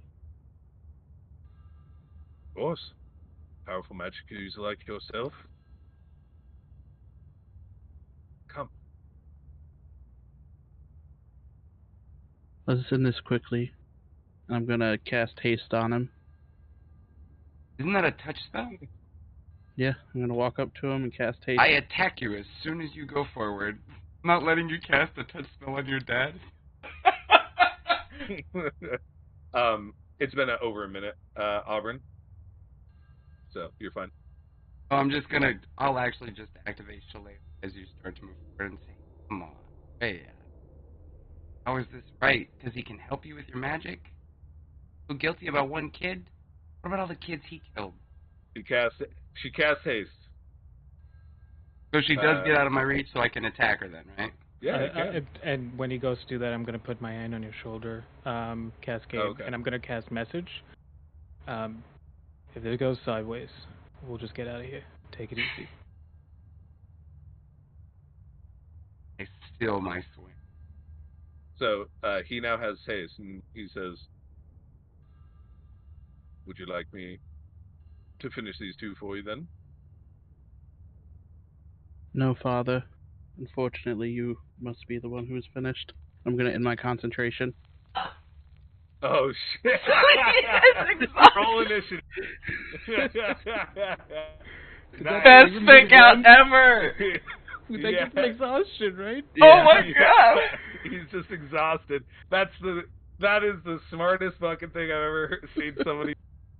We'll I pick wish it it up. was my idea, but as soon as you told me he was my father, I remembered something I read like a year or two ago about a bard who had done that, and I was like, "Oh, that's the play. That's what I'm gonna do." That's the play.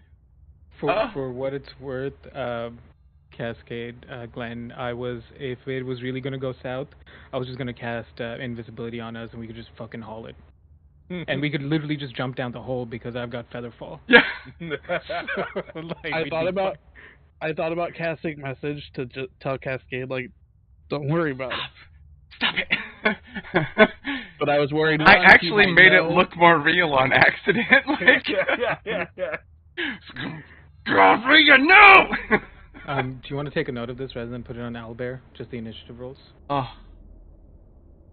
Just in case. Yeah. Sure. Well, he gets 0. I mean, he doesn't get 0. But he's gonna definitely have disadvantage on his. I need to read the haste spell, just to see all the things, because all the things the he target lost. The target move can't or take move actions until after its next turn. Yeah. So you basically, he's not turn. in the initiative order. his first turn. I'll roll his initiative. Yeah, because he can take reactions. Passes. Until after its next turn. Yeah. That's fucking awesome. That's awesome. I had to play it. I wanted to smile so bad when I was talking to him. Cause like, I was worried that you were pulling a Chuck. I'm gonna fucking, just make shit go. You had me convinced. It's willing creatures, man. That was a real life deception check. Good shit. Didn't work on me. I will tell you that. I knew. Yeah, when you they had him stay as staff, I was like, I wonder if Nick knows what's going on. I don't know what you had planned, but I'm like, there's something planned. I thought you were just honestly, I thought you were just going to like, I guess you're right, Father, and then like cast like your 4th level chromatic orb or something just at him. That's what I was expecting, but not this. All right. Oopsie.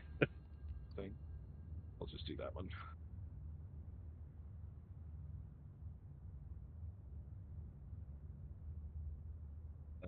With disadvantage and a -1, he got a 13. That's fine. Is that a good thing he was hasted? Or not hasted? Haste does not. Yeah, haste doesn't affect it. So I just. Yep. But yeah, he just won't have a first turn at all. That's awesome. That's really good for you. Mm-hmm. You're gonna need it. I will tell you right now. All right. I don't know if you want to keep going or if you want to. I can't. Yeah, and I've had Taco Bell waiting for me for like an hour. Oh, Taco. All right. Fuck. Hello. It's one of my few last times. I signed up for a meal delivery service for weight loss. So, good for you, man. Yeah. It's only like $100 a week, so that's not too bad. Because I was spending like 75, 80 on fast food a week. So. It almost always comes out.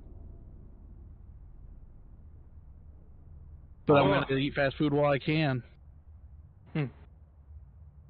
Do it.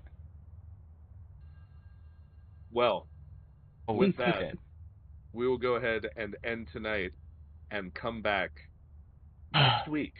Next Tuesday. Yep, I wasn't sure if I'd have it, but I do. Yay! Awesome. For the epic showdown between Rhea and her father, Redbeak. Rhea and friends. And friends in tow. I get to do things I've never used with this character before. Awesome. Okay.